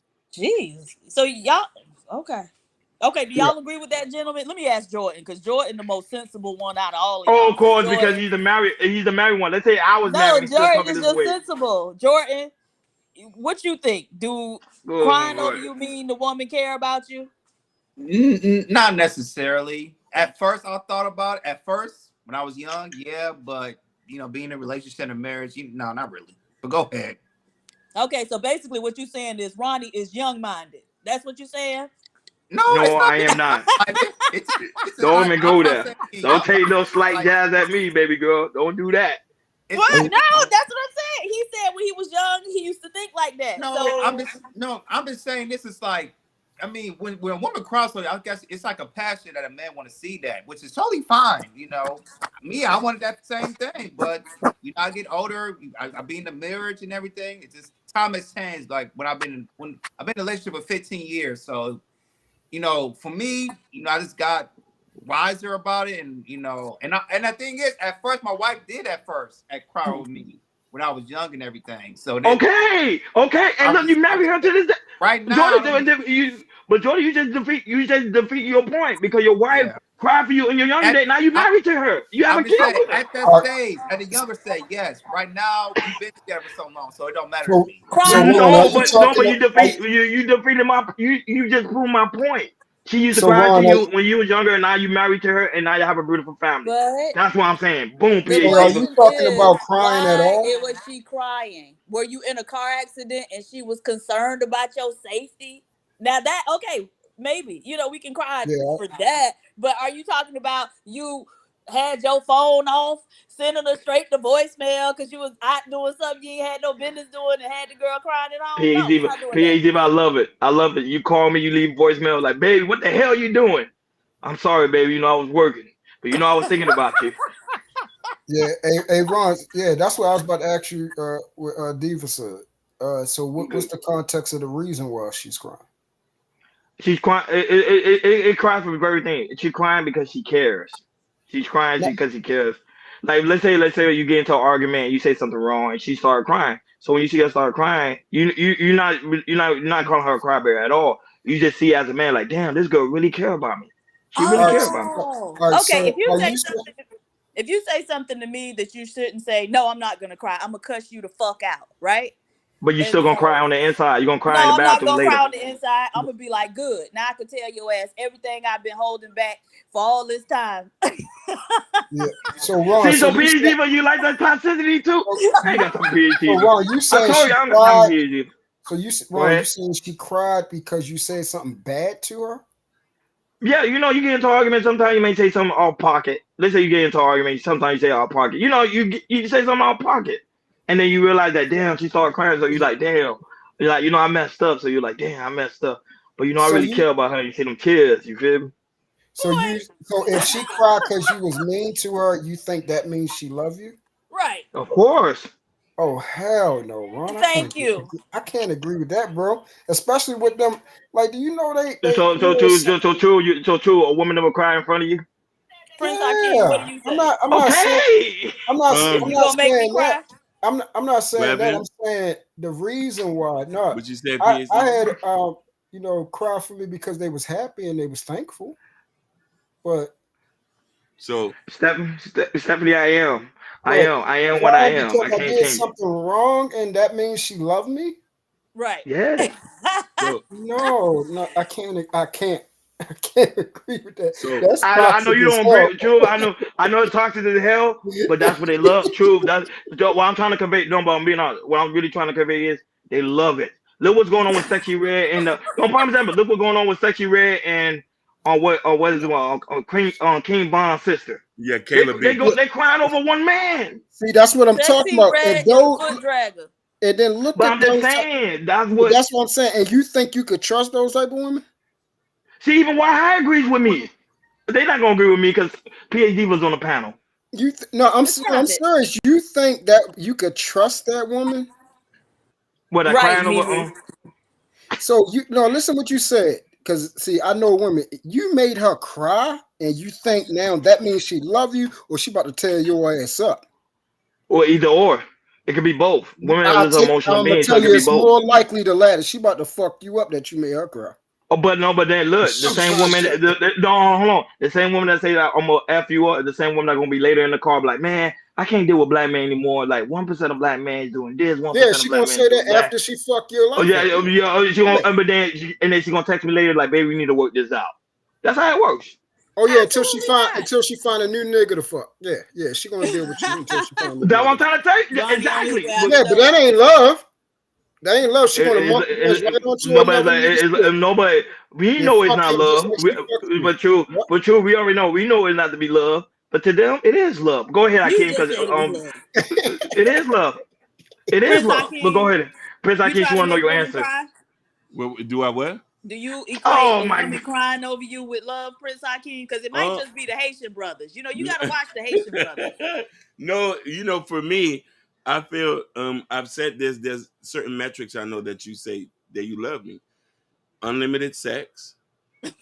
Spending money on me. Because women don't want to spend money or have sex. and you're lying for me. What? Lying? Women don't want to have sex? Yeah. You're lying for me. So you're lying for me. So I hate liars, bro. no. Meaning that, let's say, for instance, the police come. She say, I'm looking for Hakeem Al-Malik Shabazz. She say, who? Don't you? Did he live here? No, he ain't here.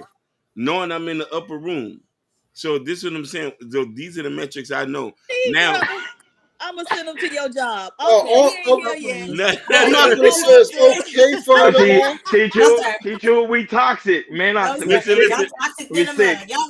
I'm not gonna say it's right to lie. Baby, he in the back. Yeah, I can't say it's right to lie, but in that situation, that's a different story. That's it. We married. Yeah, I belong to you. You gonna let them take? That's why they can't prosecute the wife, because they already know she's gonna lie. That shines bright on you. No, so I use those metrics. Now, crying is another level. So if you break down and cry, I look at that as the ultimate sacrifice.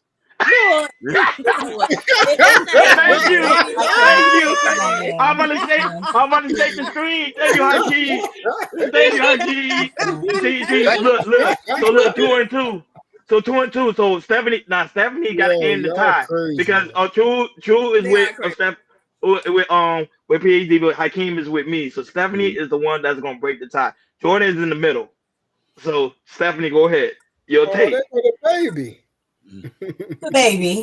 The baby. Right there. Yeah, his baby. Yeah, baby girl. Baby chaos. Listen, PhD, you need Steph and PhD. Y'all need to get on board. He's helping extending the family. We need more babies here. Man, okay, Steph. Anyways, moving on. I'm working on it. I'm with you, PhD. Of course, this is good. Natasha posted something in the chat, and I thought it was hilarious. She was like, "Ronnie, you make women cry, and how can you make women rub your feet? Either way, they both toxic, and we want no parts." Right, exactly. With your toxic. But nobody, Stephanie. But why you say that with a smile? I see you smiling on the other side. You smiling. You're smiling. I'm smiling because you're blessing. Y'all are so delulu. Like y'all are so delulu that is just making me smile. Can I ask you a question? You never asked what we willing to give for that ultimate sacrifice. Of what? Y'all are willing to give. No, but Stephanie, you gotta understand.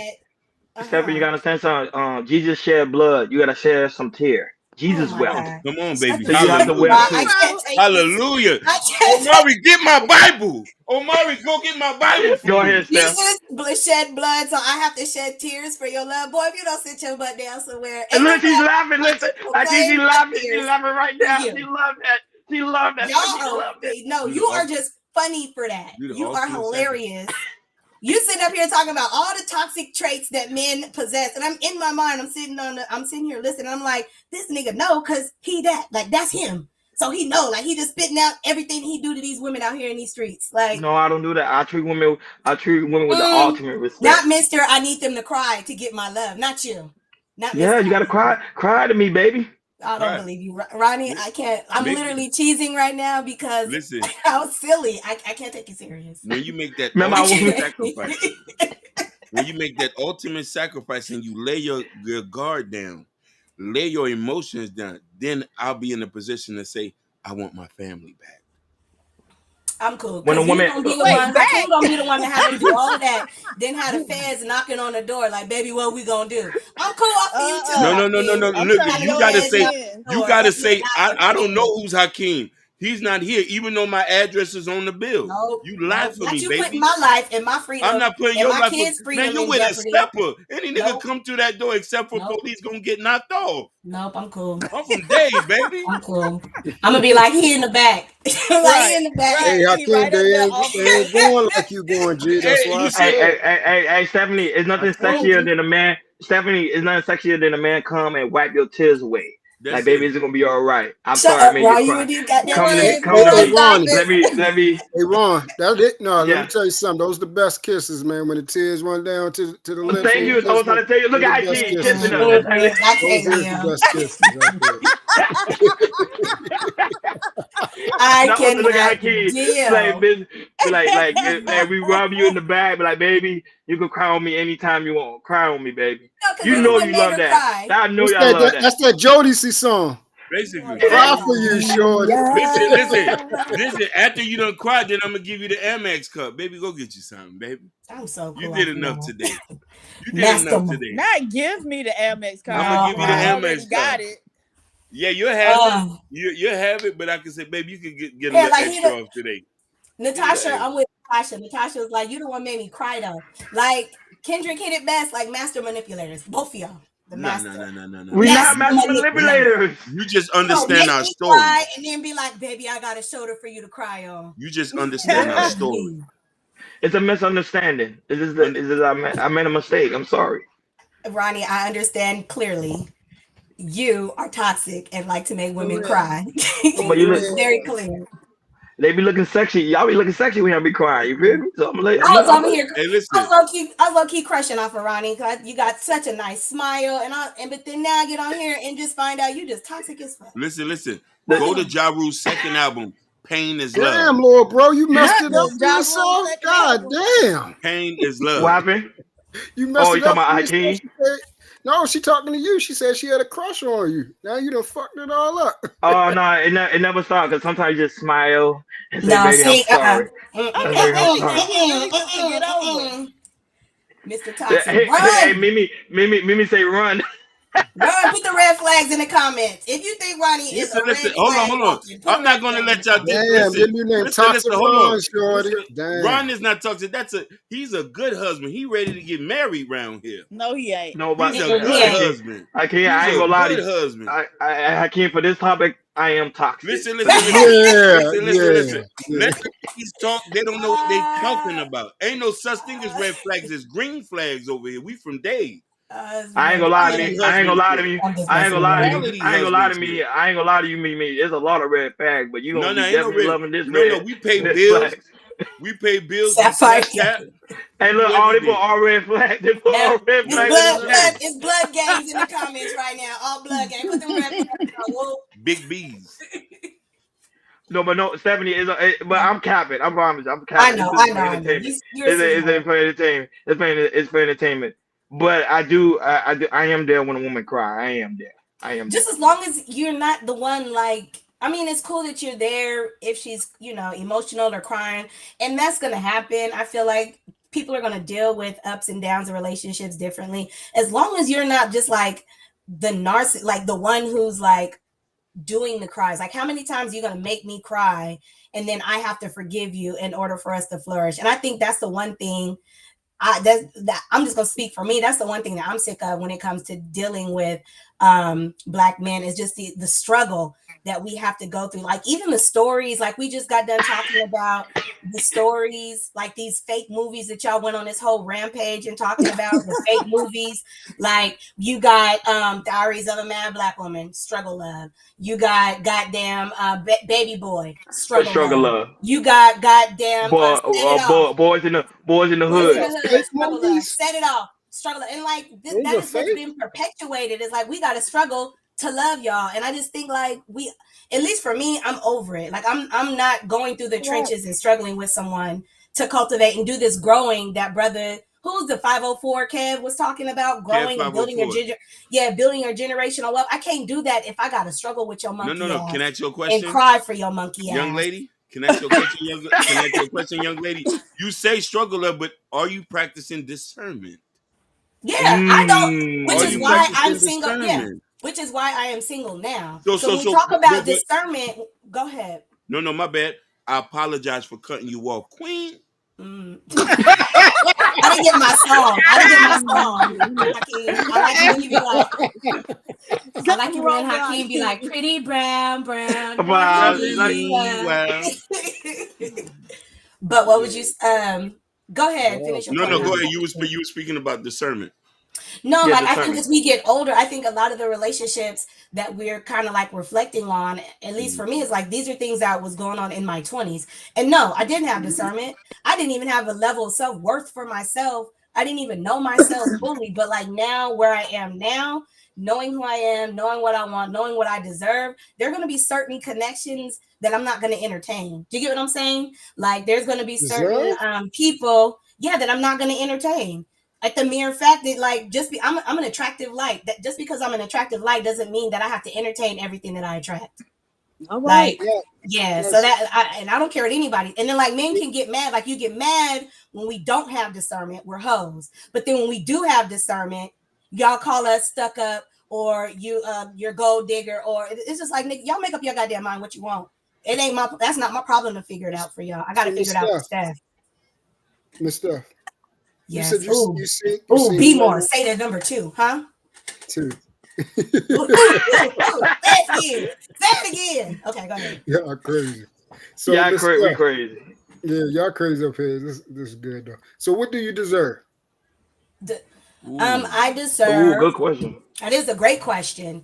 I deserve someone who has grace, someone who has integrity, someone who is responsible, someone who is loving, passionate. Like these are things, who's considerate, who's consistent.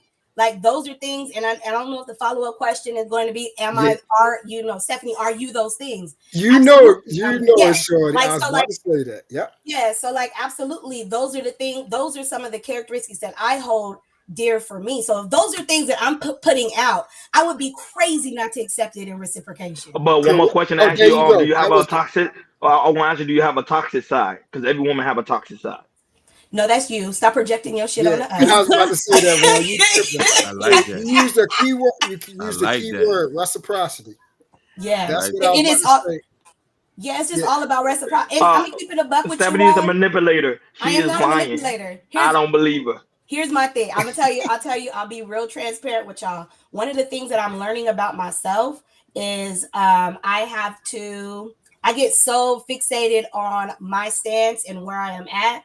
Like oftentimes I will dismiss someone else's opinion if it is not in alignment with mine. And I will say like dealing with y'all and like talking with y'all has helped me, number one, recognize that, but then also work on it. Like it is All okay. praise be to Allah.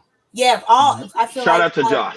It is okay for there to be two opinions on things, and we can still coexist. So if I had to say my toxic trait is, like I think I'm always right. And if you're not on my side, there's something wrong with you. But I'm working on it. Like that's something that I can openly say. It's a work in process. I got one more question. So yes, I'm single. Okay. Do you want to be married? Huh? Do you want to be married? Yes. Okay. And here's the coup de grace, right? What are you willing to do and sacrifice to be stand on business? Man, this is good. Okay, wait. So the question is, what am I willing to do and sacrifice? What was the last part? Yeah, and I want PhD to ask the same question. What me too. I'm waiting for that. Finish the second part. Yeah. So what are you willing to do and sacrifice to receive what you asked for? Thank you. True. And be married. Thank you. Yeah, and that's a great question, right? Like, and I think when we talk about sacrificing, I'm gonna keep it a buck. I am sacrificing my independence. Any woman who is coming into union, when you think about it, like think about the level of independence that and I have to be able to fully submit and to trust you. Like that's a huge sacrifice.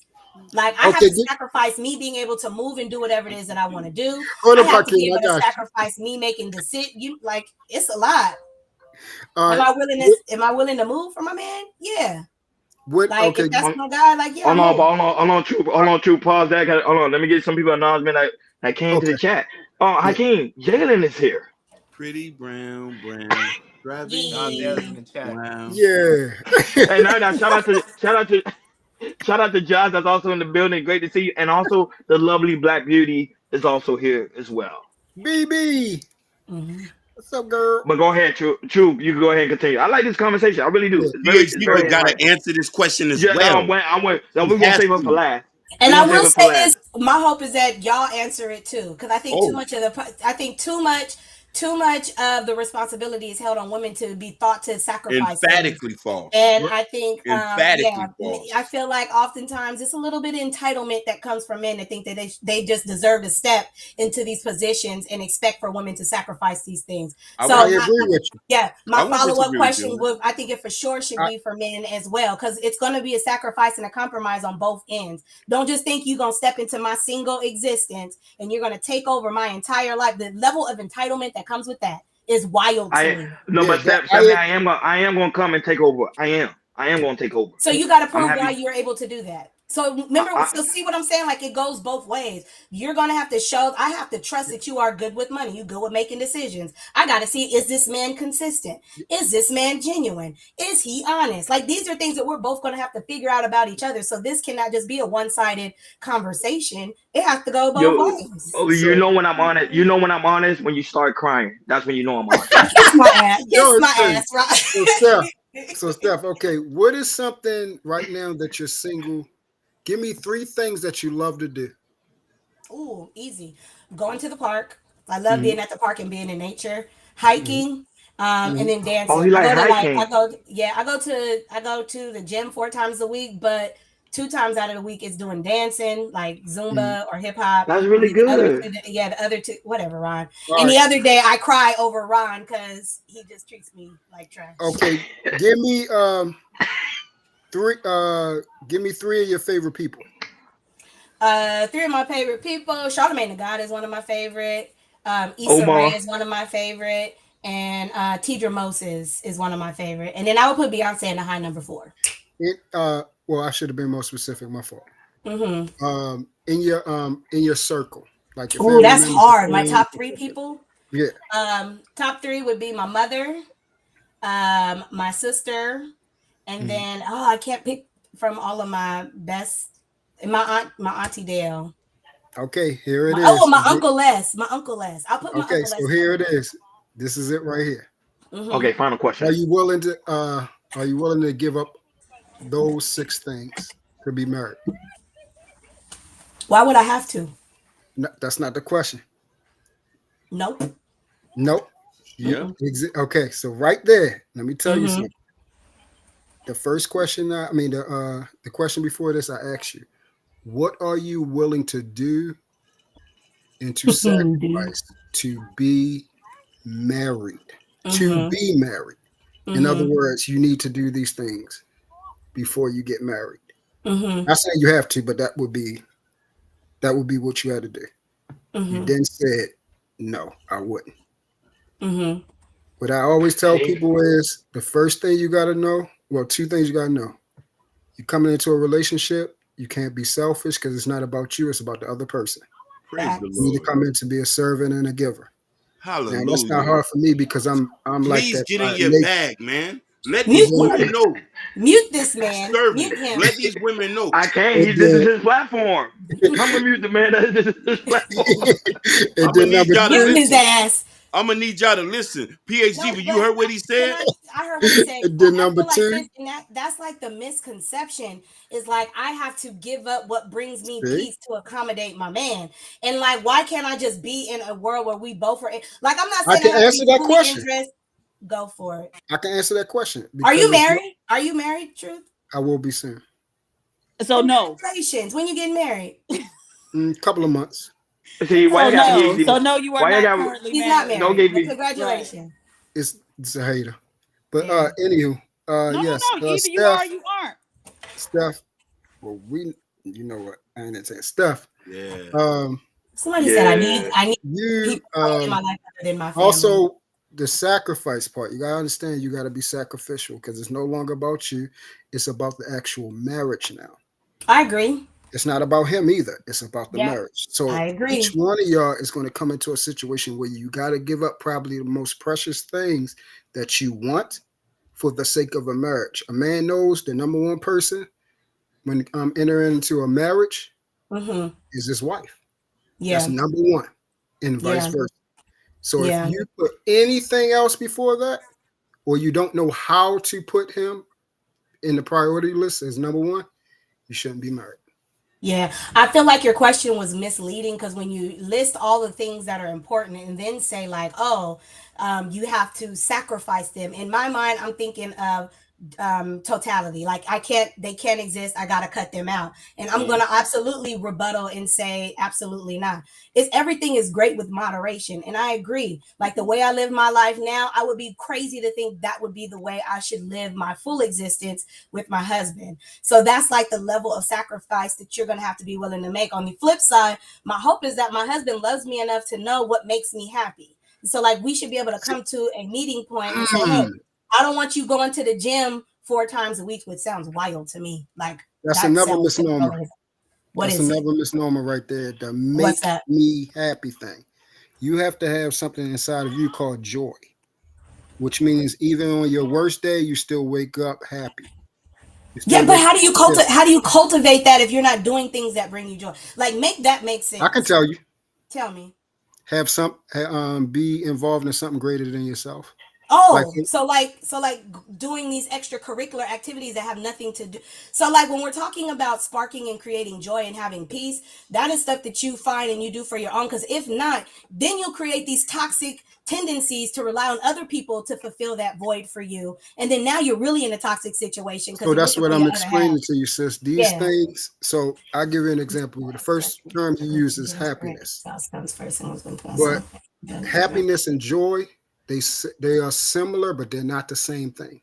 One is temporary, one is eternal. Joy is something that you have inside yourself for feeling complete in your heart, and you don't need no outside thing to have that feeling. Happiness is the root word. I mean, happy is the root word for happiness. It means something is happening. So we go to the movies, that's something happening. We take pictures together, that's something happening. Somebody fix my favorite food, that's something happening. But that's temporary. That feeling will go away once that noun, person, place, or thing is not making me happy at that point no more. Yeah. So then what I need something that's going to be eternal, that regardless whether my wife is not making me happy, let's say she's pissing me off today, I still have joy where if she's even pissing me off, it will not break down the relationship.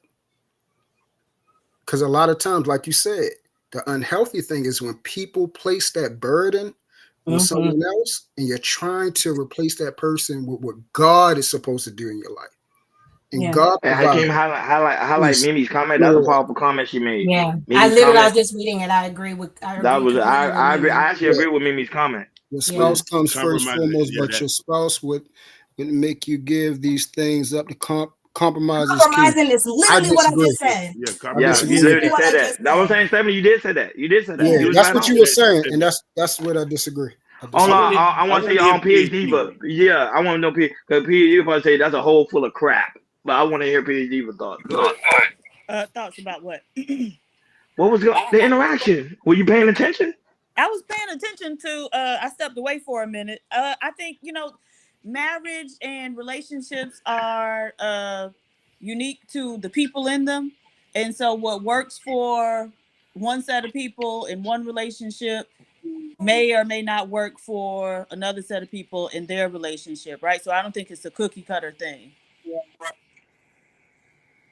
But would you like to answer truth questions? Because I would like your response. We really trying to hear that.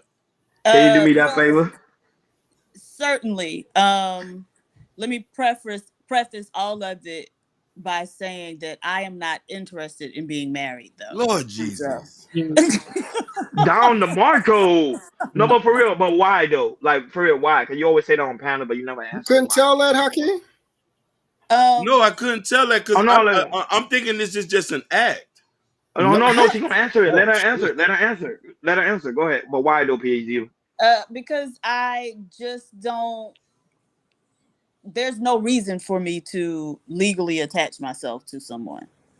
Do you think it's fair? You worrying about the bread? No.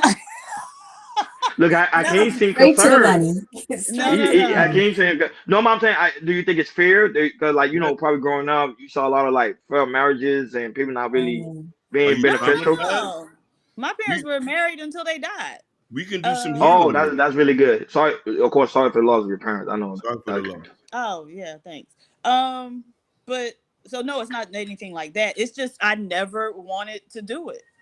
I don't know. I just always thought it was a losing proposition for the vast majority of women, right? So outside of the social validation that women get for being married, there's little else that women get, particularly Black women, right? So I watch another content creator who he always talks about like research or whatever, and he was talking about this was last week.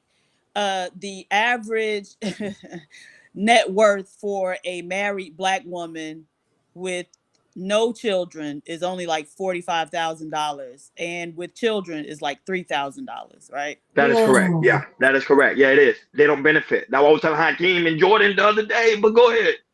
Yeah. So for me, I mean, I just don't really see much utility in it. Mimi wanted to ask you a question. Oh no, this is it for the men on the panel. I don't know. You see it, Hakeem? It says, just curious, men on the panel, what are your reasons for wanting to be a husband?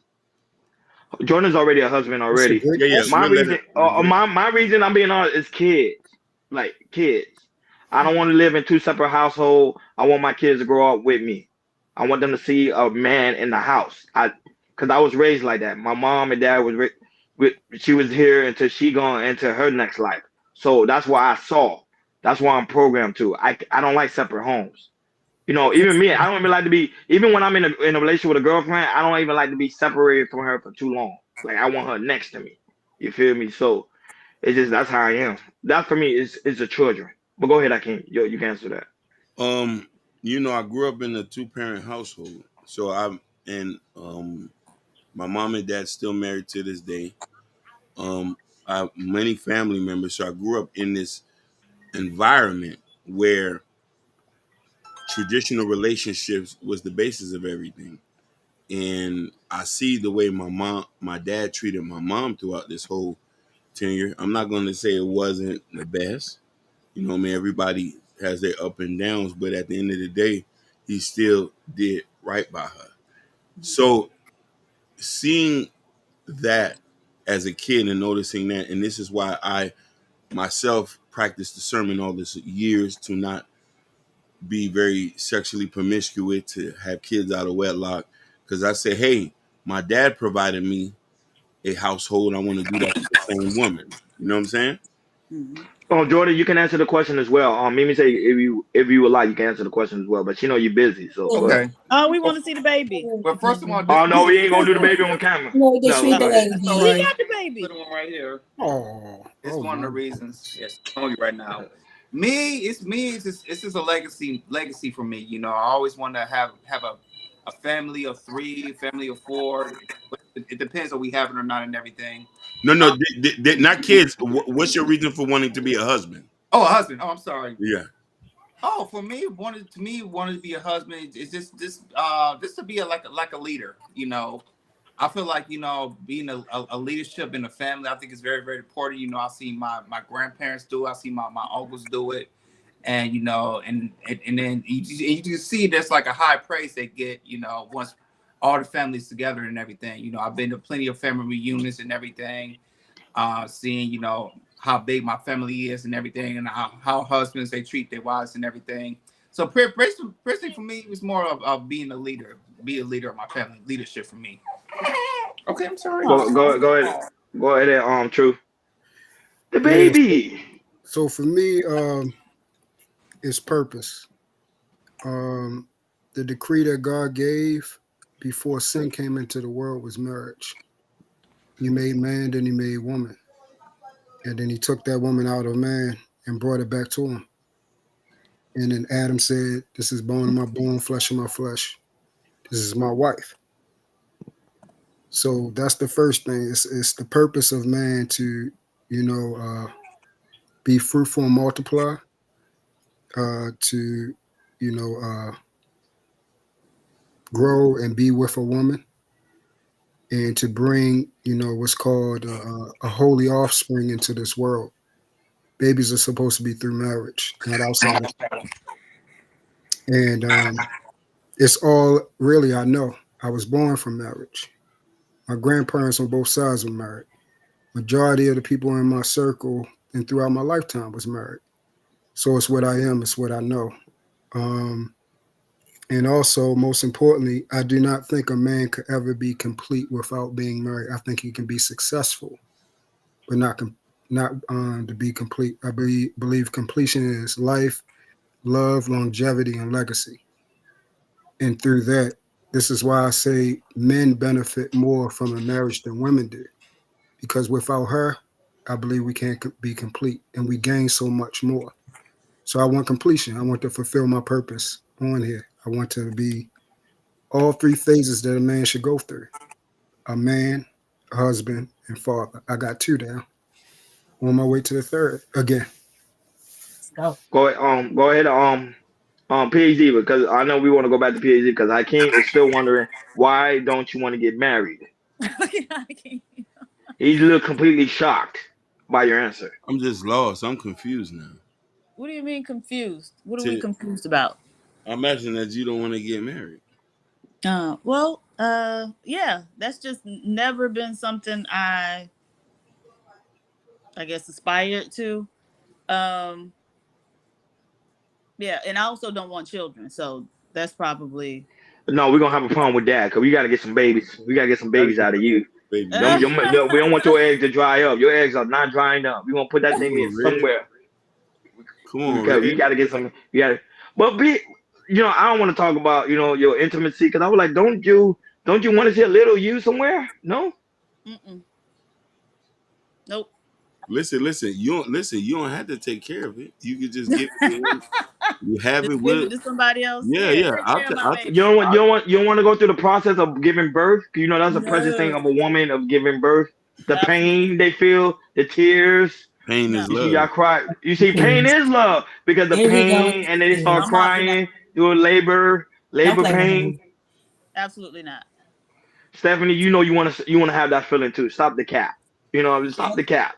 It's a beautiful feeling. The pain, the childbirth. You can't even say it with a straight face. Right. So you're cracking a smile as we speak. No, because I'm always smiling. You can ask Hakeem. Hakeem be fussing me out and I smile. Yeah. Hakeem be fussing me out in the back. Y'all understand? Hakeem like my father.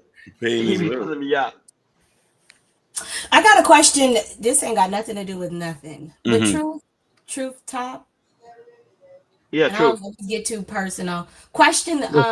Like, were you raised in a 2-parent household? Yes. Yes. Okay. And then you were too, Hakeem? Yeah, 43 years. 43 years. My mom and dad been together. Me too. Stephanie, you ain't gonna ask me the question? You asking anybody else? You gonna skip over me? I was raised in a 2-parent household. I wasn't even first of all. And I was raised. See, I would never. And Jordan was raised in a single-parent household. I was raised in 2, and Jordan was raised in single. Yeah. And my daddy never cheated. So, my daddy never cheated. Exactly, never cheated. No outside kids. And listen, PhD, but that's them Haitian man. Exactly, Haitian man. Exactly, Haitian man. PhD. That's them Haitian. Shout out to Nidus that's in the building. I don't know. I just feel like the longer I go on this journey of life and I start to connect with people who have different life experiences or like being brought up, I always try to it's probably just me, compartmentalize a little bit to kind of gain understanding. Yeah, and so it's like a lot of folks that I have encountered who did come from 2-parent households, like their mother and their dad were married. It's either like they struggle with commitment or they're like fully in. Like there's never like in, you know what I mean? Like it's either black or white. It's like either they want it or they absolutely don't. And I just don't know. I don't know. Like this is just my own psyche trying to dig a little deeper. Like I wonder what causes that. Is it what their childhood experience was? I don't know. This is just me talking to myself, trying to figure it out. But like, I do just see the differences in perspectives with folks who come from a 2-parent household when it comes to relationships. Funny you said that. I used to struggle with that idea going through high school, going to school, and I had a lot of my friends growing up in Miami because I had a lot of friends who did not have a father home, so Yeah. it didn't make sense to me, and try to understand. And then sometimes this was the weird dynamic of this. I had one friend who daddy lived 3 houses down Mm-hmm. Yeah. from here, and he said, "Oh, this is my daddy house." I said, "But you live right here." Mm-hmm. Yeah, that And was crazy. you know what I'm saying? He wouldn't go into it. So now, and then it comes to like having like somewhat like survivor's guilt. I don't know if I'm Mm-hmm. saying that right.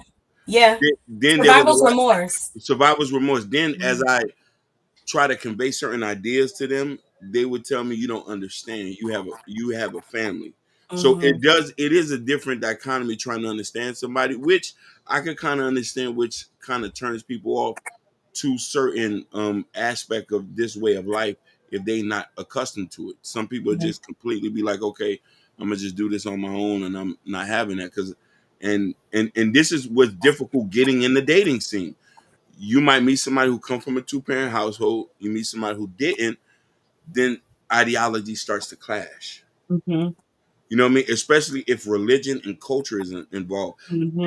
That's have been my biggest issue, Mm-hmm. where I have religion and I have culture involved. You know what I mean? So now I can't help it. There's certain expectations I'm gonna come in dealing with a woman that I have women, I have my sisters, I have my sister-in-law. And listen, by the way, my sister-in-law is Black American, but she's somewhat kind of acquiesced to a Caribbean type way. Is kind of maybe kind of in a weird in a sense, but she also grew up in church. So now when I'm in this and I'm telling women, okay, this is how I am and this is the type of man that I am, it's like, No, but it also not only that, but they say it also depends on the city too, because we live in Miami, where we deal with a lot of city girls. Sometimes it can misconstrue our mindset on how we think a woman should be when it's different from a girl that was raised in the country. Because I noticed that too. Girls that's in the country normally are better women. They're But like talk. that's what I was about to say, little bro. What happens is, I think the biggest problem is that We live in the city. we keep trying to make people be something that they aren't. I agree with you. I agree. So you find something, I'll say on the man's side, you find something that you visually look at and like, and then you like it, you spend time with her, y'all vibing, and then let's say y'all have sex, then the emotion is there. So then you in turn think, okay, I want to keep her. So now I want to have a relationship that leads to marriage. The problem is you're not even seeing if she has the background of marriage. Does she come from a 2-parent household? Depending on the type of man that you are, has she ever dealt with a man like you to know what you want, what you expect, to how you show love, how you deal with certain things? You see what I'm That's saying? why you do. But that's why you tell the woman. Most men are afraid to tell the woman what he actually looking for. I notice that a lot too, because a man is afraid that if I tell this woman, then I can't sleep with her. So I don't want to tell her anything. Yeah. And see, that's the problem. You coming in already with dishonesty. You see what I'm saying? You're not being that upfront. is correct. So right there, since you started that way, guess what? It's bound to really end. And that's what I'm trying to tell people. You're coming in the gate already dishonest, lying, setting up certain precursors, putting up walls, putting up masks and everything, instead of exposing yourself to the individual and showing them who you are. This is who I am. This is what I have. This is who I am to offer to you. Is who I am what you want? Like literally ask them that. We can have fun and all that type of stuff and sex later. Find out, am I your person? This is the plan that I have over the next 5, 10, 15, 20 years. Is that something you want to be on board this train to do? This is what I need from you, because this is the plan where I am going at. I need somebody to help me exact this plan. This is where we're going at. And this is what I need from you to make sure that's carried out. Some men need, help financially. Others don't need help financially. They just want a wife. You know, a woman, wife, mother. I just need you to be here. You know, make sure that my 4 needs are taken care of, and that's it. And then you can have anything you want. That's all I need. PhD, one final question for you guys. I know we're about to get ready to end because Ashton's getting ready to go live. Wildin' Out Wednesday, guys. So, guys, don't forget to subscribe to Ashton Williams channel. Big Blur. He's getting ready to go live on 8:30 Eastern Time, 7:30 Central Time. So, PhD, one last question. Let's say you find a guy that have great quality. You still want to marry that man? Did she step away? PhD. Yes. Did she step? I asked you a question. Do you hear my question? No, what happened? I say, this is your final question for you. What happens if you find a guy that have great quality? He makes you laugh, he makes you smile, he rubs your feet, he rubs your back, and he makes $100K. And he makes $100K. You still want to marry this man? No, I'm all for, companionship and relationships, but I just don't want to be married. Okay, what about exclusive companionship? You can't talk to no other nigga. That's like marriage, though. There's some other stuff involved in a marriage. No, I could be, in a committed relationship with a man and, not be married to him. Okay, so I'm that's open fair. to that, but I just don't want to get married. Can he manage your money and manage your life? No, he ain't managing my damn money. You knew that. How can you knew that, bro? You knew but I'm just saying, listen, a man can't protect nothing he can't See, control. you're doing it right now, son. You're doing it right now. Why he need to protect my money? See? No, listen. I told you, Ron. It's all about guidance. Well, why he need to guide my money? It's all about guidance. It's all about being there for you and making sure to lift the burden off your shoulder. Because I don't want you to worry about nothing, baby. I'm here for you. Right. So then just give me your money. You don't have to worry that's about what she my gonna money. say. Listen, Exactly. I'm gonna give you my money. We're gonna commingle our funds together. No, she ain't having that day. I want us to be one. That's I want us to be one. PhD even look like a tight shit, slash your tires, put stuff in your coffee. Hey, I'm good, homie. Hakeem, she said if her money's all balanced, if she see that dollar missing, there can be one bank account. There can be one bank account, but it just have her name on it. You just put funds into her bank put all the funds in it. It don't work like that, baby. That's how I gotta work with her. That's it. It don't work like that. Cause listen here, your sister and your nieces and nephew ain't coming to get this bread. I got to be able to delegate. Oh yes, hey, it is. However she wants. PhD is the type you cannot cheat on her. I'm telling you, she gonna destroy your property. Listen, I'm a man of God. Why would I cheat if I got you? What do I need? Listen, boy,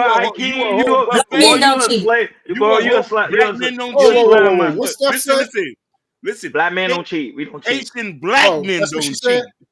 No, the Haitian black men don't cheat. And black men don't cheat. I don't cheat. Hey, Steph, that's what you said. I got a buffet. Okay, thank you. No, but I'm being honest. Black men.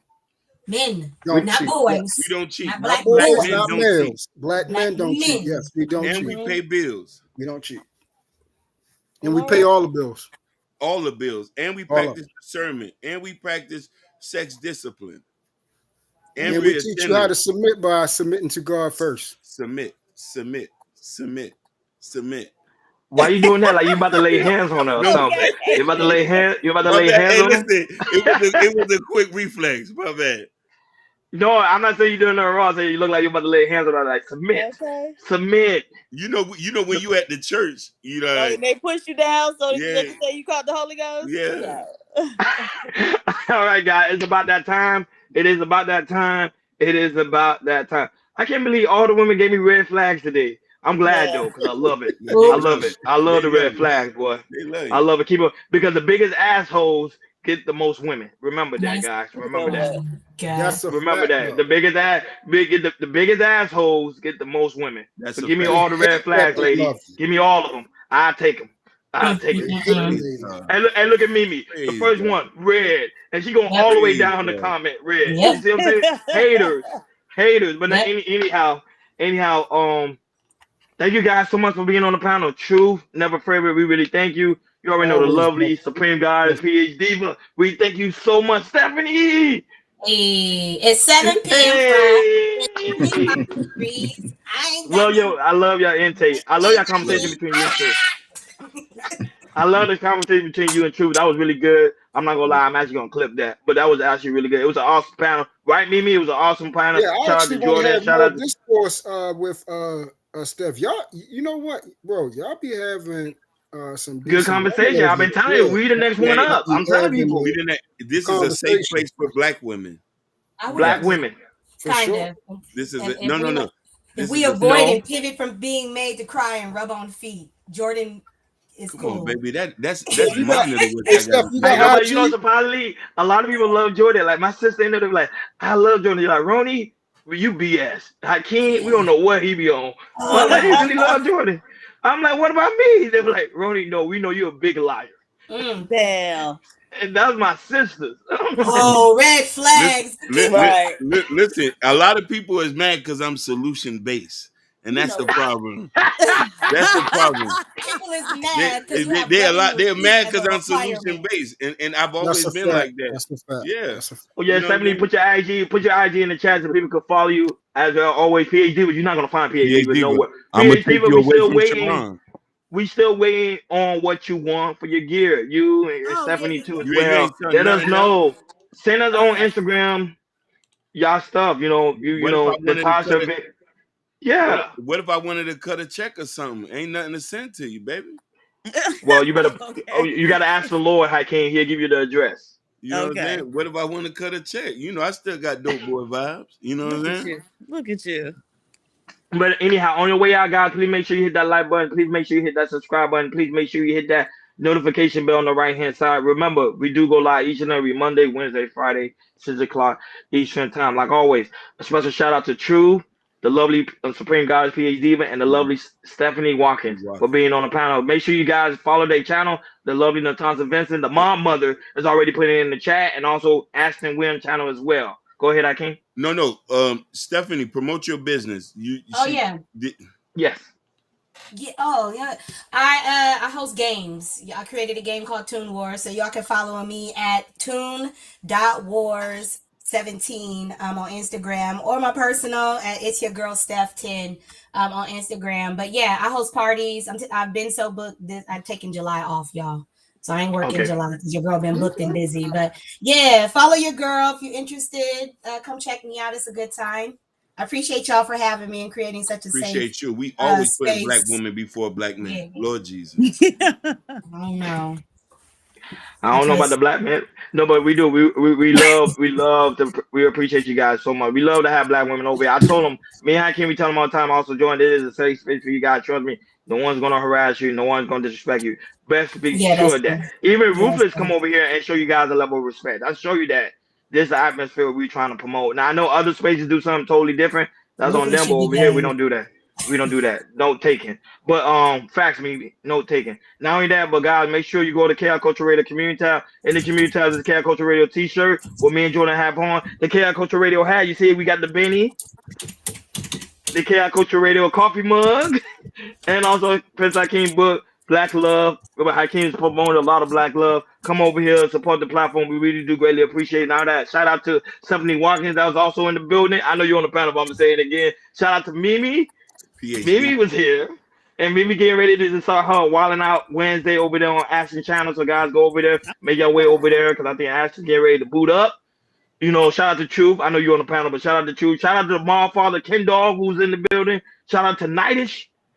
Who's all good. That man works, boy. I'm trying to be like him, boy. Shout out to Night. Shout out to Victor. Shout out to the real Pookie. Shout out to Joe No Hurt Him. Shout out to our new subscriber that was also watching us on Kick and Twitch.